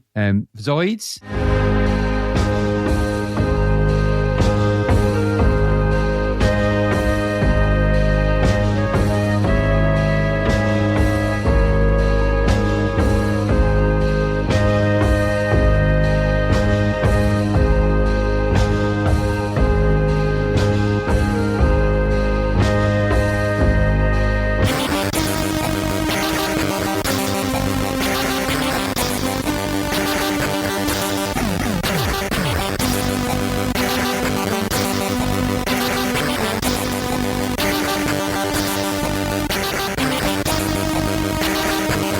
Sisters by John Keating again, I think. No, that's Odeon. That's Odeon. So yeah, it's Odeon. Yeah, it's Odeon. So that's Zoid. So that's another, not a surprise for everybody. There's a lot less of these for Galway. Of course, we know that he did Yao Kung Fu. And there's some influence, I think, in the high score music for Whizball from Jean-Michel Jarre in there, because that's very calypso-y in there. So I think there's a little bit of that in there. But calypso didn't exist then? No, I'm not saying it's that, but it's that style. I think it's just because it sort of lends itself to that style. I don't know how. People have said that that's actually more influenced by Eddie Van Halen and Van Halen stuff. I think maybe that's probably more accurate. I always wonder if Parallax was. It seems like it must be influenced by something. It just has that. I was doing a bit of research about Parallax because it is quite a unique piece in its own right. And it was basically an experiment with his player. He got his player to do something quite unique in the way it loops certain things back round again and on itself. And his music player is completely unique to Galway. The one that he coded for the C64 is unique to him. It uses its own almost its own proprietary assembler. He created a sort of a mini compiler in of itself. Very clever guy. Lots of code that rewrites itself on the fly, and it's doing lots of direct addressing. It's very complicated what it's doing, but in order to do what he's doing, create those kind of a famous Galway type sounds, there's no other way to do that, and apart from the way he did it. So I think you're right. I think there's got to be some influence on what he was attempting there, because why would you just choose to do an 11-minute exploration of electronic music for a game that's basically just driving a spaceship around and landing it, and all the music in it, exactly a bit like that. So other influences then, Matt Gray. I always thought Matt Gray was more Hubbard influenced. I thought he was kind of influenced by Rob Hubbard, and I think he would probably say that he was. We could have asked him at Zapped Live because he was right there, right in front of us, but we didn't because he probably would have thumped you right in the chin. And he's very thumpy. He is, but Driller and stuff like that, very Carpenter-esque. There's no doubt about that. Very Halloween Carpenter-esque. There's no doubt about that. But Last Ninja 2.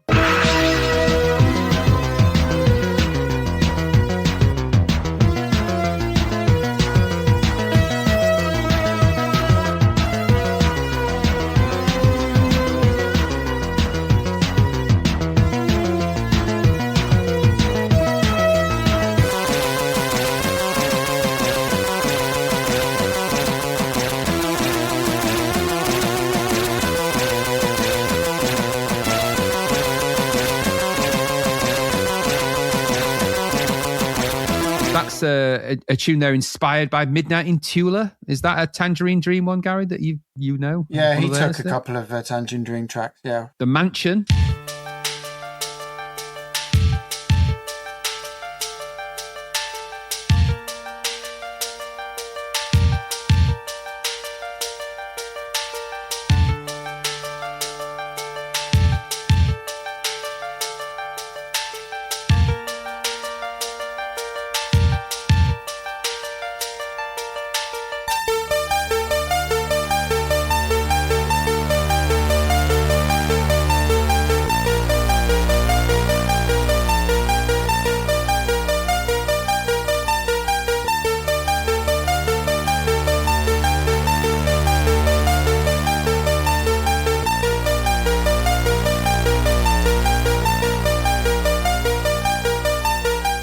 Alchemy of the Heart, famously. And they're not just they are direct versions of those, but actually pretty competent versions. They all have said in interview, if you go through and you look for enough of the interviews with Rob and Galway and all the others, they all cite the same influences, all of them. Generally, you get John Carpenter, Kraftwerk, Ennio Morricone, Jarre, Vangelis, all of those. They're the same people. Tangerine Dream, the same people that we've been speaking about are the same people that have been influencing them people. And then it influences not just the music where they do a homage or they do a direct conversion, but they also do music inspired by, and the music has a sound like that. So a lot of the other music in the Last Ninja 2 soundtrack for the C64 sounds very Tangerine Dreamy. He's scored it like a Tangerine Dream score for that kind of movie. And that actually is quite an interesting thing. We said in the podcast some time ago, if you remember, Aid, that one thing you get out of Matt Gray, apart from good, being thumped a lot, because his music is very thumpy, you get good value for money out of Matt Gray music. Whenever he composed for the C64 games, you always got at least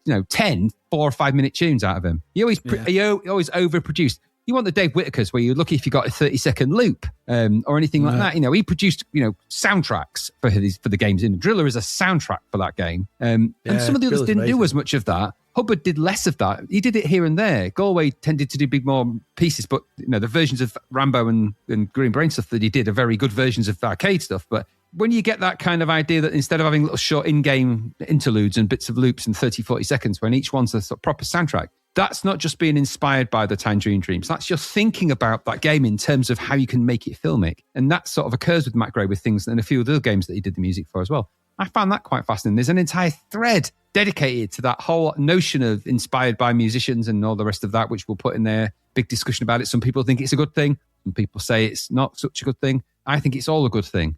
If you know, it's not easy making music on the C64. And I'll tell you a true fact. It's something that's, I've never been able to do it very effectively myself. I've made music on PCs and all sorts of different devices. I've got as many analog synths and synthesizers as I need. I've got samplers. I've got a whole bunch. The C64 is the one computer I have never composed a piece of music on properly. I've had a go at with utilizing emulators, but on an actual C64, I've never been able to be very successful at it. I couldn't tell you why.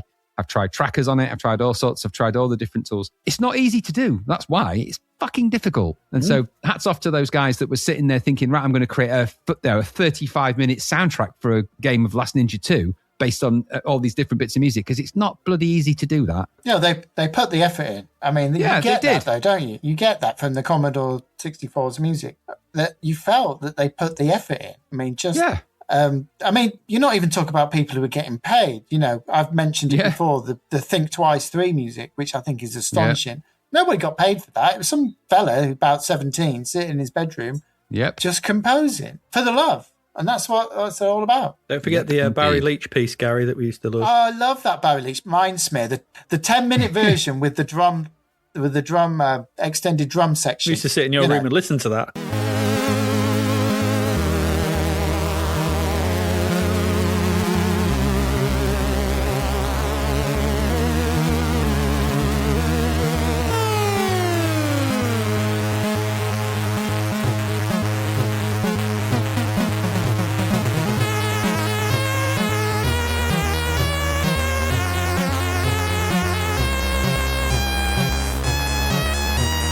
Love it. It's just brilliant. Just absolutely brilliant. Do you remember when you first listened to Trap, the music in Trap? Because that's an interesting piece. That's obviously a famous Ben Daglish piece, Anthony Crow, the game Trap. Nobody bought the game for the game. It was a pretty average shooter, really. But you could fiddly-diddly it, and then all of a sudden you got the demo where you got the big screen, you got the drummer guy, and you have this really nice drum sound. Epic piece of music. Later then transcribed completely for the orchestra, famously for the 8-bit symphony, and an amazing rendition that brought people to tears at the performance of that. It was quite astonishing. But genuinely brilliant piece of music. And what's sat in the middle of that? War of the Worlds, right? Right in the middle of it.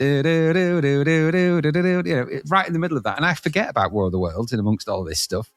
Although I don't know. Jeff Wayne, of course.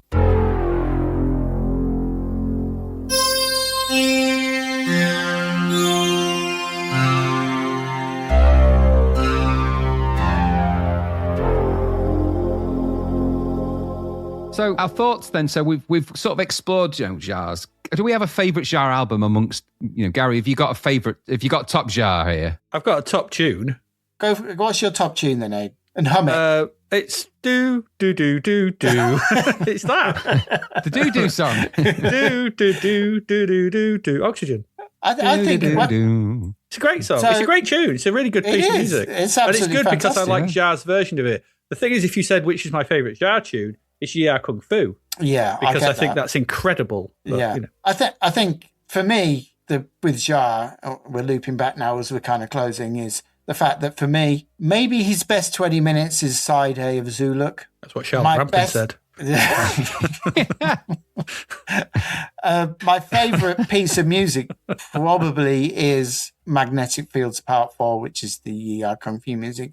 But it has to be the concert in China. As I do love Magnetic Fields. It is top 5, top 10.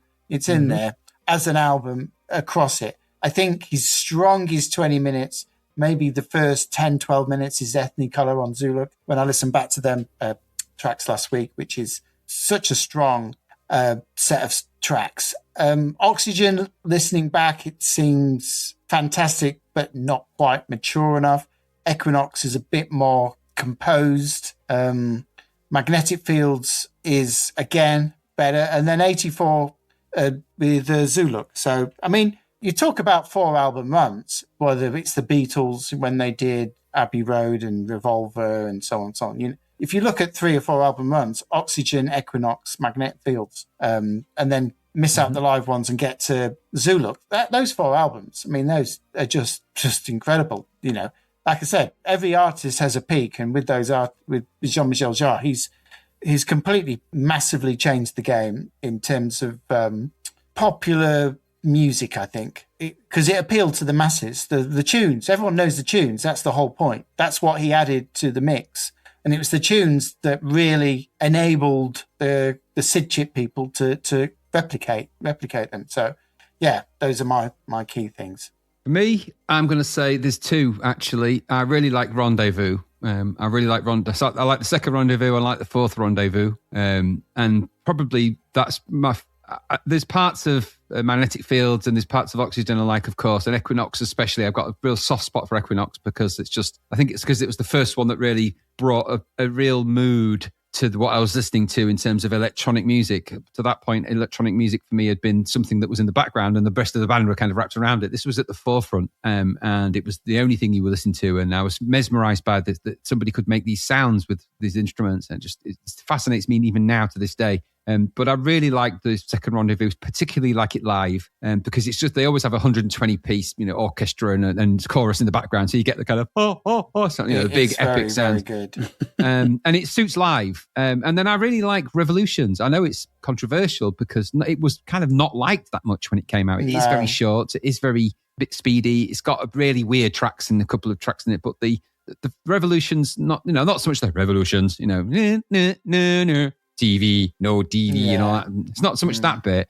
but the tracks around it are very good. I even quite like the Hank Marvin one, but it's exceptionally good live. That's a really great live show, Docklands, even though it's very short. It's, the TV version was about 55 minutes. The actual show was much longer than that, but it's still pretty good. And I think Rendezvous probably sits as my favourite, because who doesn't like Rendezvous, 4? No. I'd forgotten about Rendezvous 4. So Rendezvous 4 I used to love. It used to be the soundtrack to the end scene of, what's it called? Tennis 86. The Wimbledon 86. Yeah. They used to show a short little montage of the day's play. And they used to put, and I obviously didn't have the album at that time. And I used to watch Wimbledon 86 just so I could listen to Rendezvous 4. And that is a great track. And I'd read that Jarre hated it. He didn't want it on the album. Yeah, I can imagine he didn't after a while. It, and it is absolutely brilliant. I mean, it's not that far removed, from a pop instrumental like Popcorn. It is pop. It is pop. It's basically on the verge of being quite close to Italo disco, the stuff that Cousteau and Laserdance were doing. It's quite very synthy but very bouncy. You want to get up and have a bit of a Laserdance. Feel kind of emoted and moved by it. How much airplay did we give in my bedroom to that bloody Dragon's Lair track, that Laserdance one you had? God, that was on repeat. And when Dragon's Lair, fired. So Dragon's Lair with Dragons was Cousteau, and Laserdance was basically the same guy. I think they're all related. They're all the same guys making this music.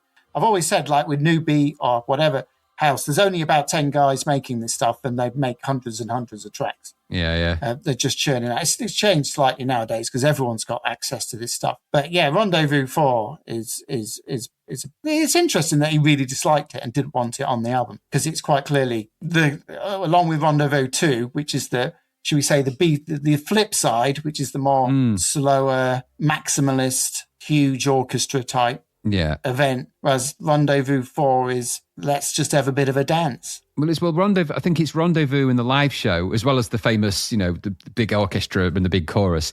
It's also the one with the laser harp, isn't it? So that's that do do do. That's Rendezvous, I think, which is a great in the context of that show. I think it works better live because of that, because you've got all the laser comes down. For those that don't know, Jean-Michel Jarre famously during the live show, he has an instrument that is comprised of lasers that sort of focus down into kind of a sort of a harp, which he puts these kind of gloves on, blocks the laser beams, and it triggers off a synth instrument. There's nothing actually particularly fancy about that. We once used this thing called a makey when I was working at the college, and we made a synth instrument, like a synth mid instrument out of bananas. So it's amazing what you can do with a bit of double-sided sticky tape. You had a laser banana. Yeah, we did. We made the banana harp. It was very similar. Thankfully, Waiting not for banana. That was the album. And it's still we're still waiting for that.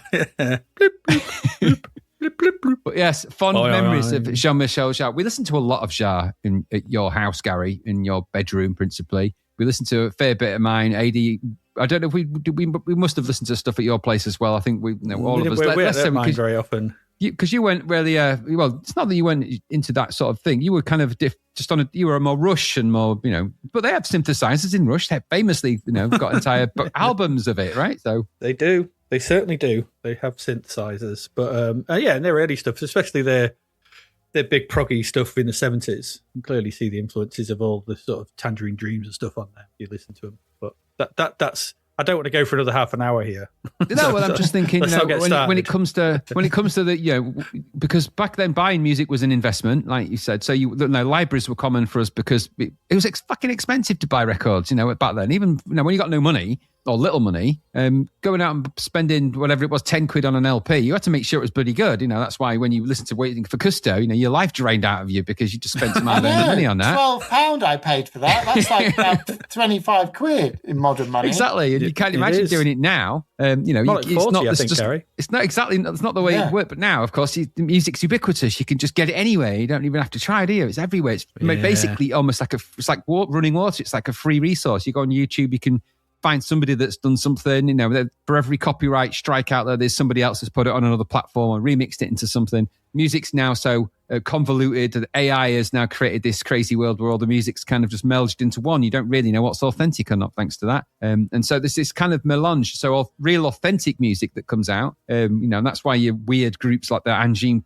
de Poitrine, these weird people that dress up as space people and just play discordant, crazy macrotonal music. Why the people like them? Because there's an authenticity to it, which AI simply is not going to produce anything like that. But we live in those kind of darker times, don't we? So music's become so ubiquitous and so easy to make now with AI that it's almost like, you can find everywhere you want, which is why these early pioneers and going back to the resources, that's why they come back, is because people are looking for authenticity and they want those original. This is why Jarre's still doing it at 70, because he can. And because he has the authenticity to back that up. He knows what he's doing. He isn't just an AI creation, of which is plenty. And I think I read somewhere that the top 7 or 8 tracks in the Spotify chart were AI or had massive AI influence on them one way or another. Whether it's in pre-post or whether it's actual production in whatever way and capacity, that's how it's working. Well, if you think about, I don't want to get into that sort of side of things, but no. If I owned Spotify, right, and if I could... And I owned the algorithm that populated songs up to people. And if I ran Spotify and I could get generative AI to create a load of music that was for free, that then I had to pay no royalties on, and I could just feed it and spoon feed it and put it into playlists and blah, blah, blah, blah, just play it down, and just having to save me paying lots of money to artists. So I didn't have to pay off the royalties and for the plays and everything like that. You'd be a fool not to. Yeah. I mean, from a corporate capitalist point of view, you'd be an absolute fool not to do that. You'd just do it, wouldn't you? You just play AI at people because you don't have to pay for it. Because it's money. Yeah, you make it just... Which is a terrible, terrible thing, and I don't condone it, of course, but I can completely understand that if I owned Spotify, the temptation would be, too great to Absolutely. resist.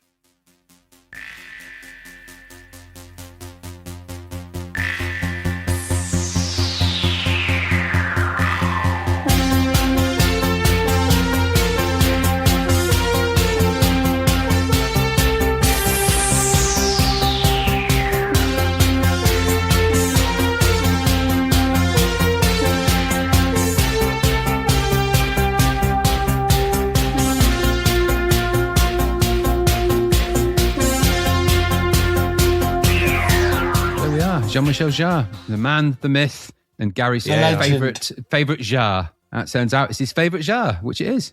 It is my favourite Jarre. Like a bit of Morris every now and then, but bit of Jam Junior, bit of a door slightly open. I think what was, and I thank you for you guys, because actually I've just spent the past month, 6 weeks revisiting back catalogues. Tell your wife we're sorry. Sorry, wife. To be fair, it's been mostly in the car late at night, so she hasn't had to put up with it. But doubly sorry. But just going back in the car on his drive. Sat on his drive, annoying everybody. I'm listening to Rendezvous. Shut up. Oh, he's put waiting for Cousteau on again. He'll be out there for 50 minutes. To be fair, you won't like it. To be fair, I did listen to a couple of days ago. I did listen to On It On at Cousteau, and I got about 2 minutes into and turned it off. I can only put up with. I've got other albums to listen to, so. Life's too short. Life's too short to waste 40 minutes on bleeps and bleeps. Yeah, waiting for Custard. Fair enough. But yeah, I've enjoyed listening to all kinds of stuff. Good to go back. I put that list up on the notes and the show notes, and just gone back and revisit it all, and it is just really amazing. I've loved it. It's been thoroughly enjoyable, and I'm going to carry on. It's kind of invigorated me, to be honest. Exactly. I really like it. And if you want a little shout, a little thing to go and listen to, Gary, that you might not have listened to before, go and seek out Sidology, which was, I think, Marcel Donet's famous 6th CD compilation, where he took the sounds of Jean-Michel Jarre's albums and synthesizers and created Sid versions of very famous Sid compositions using Jarre's instruments. So they're all out there. You can find them. So you can go find Sidology. Yeah, it's quite a fascinating listen to. Some successful things, some not so successful, but all good. So just as a final sort of, if you've not heard that, if you want to hear sort of a natural progression of what it might sound like to hear Sid music with actual instruments that, Jean-Michel Jarre, the actual, I think they're samples of the instruments and things like that. But go and seek them out. You can find that on, I think it's on Bandcamp now. Yeah, it's on Bandcamp. I think you do that. I saw them on eBay yesterday when I was trawling. Yeah, there you go. You do that. There we go. An hour. Told you. We tried to warn you, Wilson. An hour. Yeah, right. Well, to be honest, we could probably go on for another hour. But yeah, I know. We're not going to. We're not going to. There you go. We're waiting for Cousteau in you. Yeah, that's Up to the Past on Jean-Michel Jarre and his influence on the C64. And what a good time that was. Because I've learnt loads of stuff. I've got loads of stuff to listen to. We will post a lot of this stuff. We're going to post Gary's influences, contemporary Jarre reference points into the show notes. There's a lot there. This might be the longest show notes of any show ever. But please do, go check them out and have a listen and things like that. And, and also let us know what you think of Jarre. What was your first Jarre song? What was, was it Yeah Kung Fu? Was it Trolley Wally? Was it Oxygen? Who knows? Let us know. Right, there we go. Our Kickstarter is fully backed. I think if you are hearing this, the late pledges might just still be open. You've probably got a day, I think. So if you do want to back the book, zappedtothepastbook.com. Get in there, because then it shuts down and we'll be going obviously into full production mode and everything like that. So you might have a day, I think. If not, you should have done it earlier. I mean, you've had plenty of time. So there's that. If we've got a Patreon at patreon.com/zappedtothepast, where we now have a monthly Patreon only episode. We'll be recording that later this month. We will be talking about stuff. I can pretty much guarantee that Obsession's going to be talked about in there. Will be. Because Graham and I have both watched that, and we have things to say about it. I think it still resonates with me now. I think it's rapidly become one of my favourite horror movies of the past few years, that. Yeah, so we're going to be discussing that along with other things as well that we've watched and chat about that. So if you enjoy that kind of chit chat, then obviously sign up to Patreon, patreon.com/zappedtothepast at the C64 tier, and you'll get that episode along with access to the Discord server to be able to ask us questions and generally hang out, and you'll get the episodes a full weekend earlier. And also that episode you'll get for you. No one else will get it. You can only get it if you're a patron. It's exclusive. It is. So there we go. I hope you've enjoyed this. I've quite enjoyed this. It's been always good to have you on, Mr. Wilson. Yes. Thank you. Thank you for your knowledge and wisdom. Merci mille fois. Encore une fois, indeed. And I hope you don't wait too long for Cousteau. It's not worth it. It's not worth it, Gary. It's just not worth it. I'm just going to go straight to Magnetic Fields Part 4. That's his album that he's got now. Still waiting for Cousteau. He's just bought it. It's like, why did I buy that? First one was a warning. It's got a 60-minute track on it. It's the same. I know, with the power of modern editing. Bloody Calypso lies. So before we hand off, do you have any final words you would like? I'll go to you first, Gary. Anything you'd like to end on? You don't have to. If you've got nothing to say, you can just say no. I'm not bothered. I think we all come here with the love of the Sid. Yes, I'd agree with that. There you go. Graham, anything? No, the same. I think go and listen to some Jarre, go and listen to some... If we've inspired you to go and listen to some electronic music in whatever format you like to listen to that too, but do go and listen to Jarre and things like that. Do take a moment to just go and listen to some of those early Jarre albums, then listen to some of those C64 stuff, which is all in the show notes. just take an hour out of your life and go and listen to some of that. Stick the headphones on. Go into a room, listen to it properly. Don't have it on in the background while you're doing your accounts or your taxes. Go and sit and listen to an album and make it a Jarre one. Why not? It's a really nice thing to do now and again. I've had a lot of fun doing that. Yeah, why not indeed? And on that word, I will say goodbye. So as ever, I have been Adrian Mills. I have been Graham Raddings. I've been Gary Wilson. Merci. And you've been listening to Zapped to the Past. We'll see you again. If you're a Patreon, we'll see you next week. If you're not a Patreon, we'll see you in July. Goodbye. Thank you for listening to the Zapped to the Past podcast. We hope you enjoyed our deep dive into the world of Commodore 64 games, as well as all the other amazing things we like to talk about, inspired, of course, by our lifelong friendship and journeys through all those fun games, times, TV shows, films, music, and everything in between and beyond. We will, of course, return very soon with another episode to explore more games and other exciting stuff. Until then, if you want to listen to all the previous episodes of the podcast, you can. Just go to our website at zappedtothepast.com and you'll find them all there. Alternatively, you can also find us on all the major podcast platforms, including Apple Podcasts, Podbean, Spotify, Amazon, Google, all of them. Just search for Zapped to the Past and you'll find us. We also have a Patreon, which gives you early access to ad-free episodes, instant access to our amazing Discord server, discounts on our Zapped to the Past.shop merchandise, a shout-out, and even involvement in the odd episode or two, all for less than the price of a sandwich. Go to patreon.com/Zapped to the Past and join in the fun at the C64 tier. We do always like to hear from our listeners, so if you'd like to communicate with us, you can contact us via the website at zappedtothepast.com, email us at zappedtothepast@gmail.com, or find us on all the usual social media platforms. And if you like what we're doing, you can like, share, and write reviews, because it really does help us out. Zapped to the Past is written and produced by Adrian Mills and Graham Raddings, and produced at the legendary Flaky Bits 2.0 studio. All opinions expressed in the podcast are those of the writers, and while we indeed love the Commodore 64 and everything about it, we are not affiliated with any particular Commodore 64 magazine or publication in any way. Stay safe and remember, we play these games so you don't have to.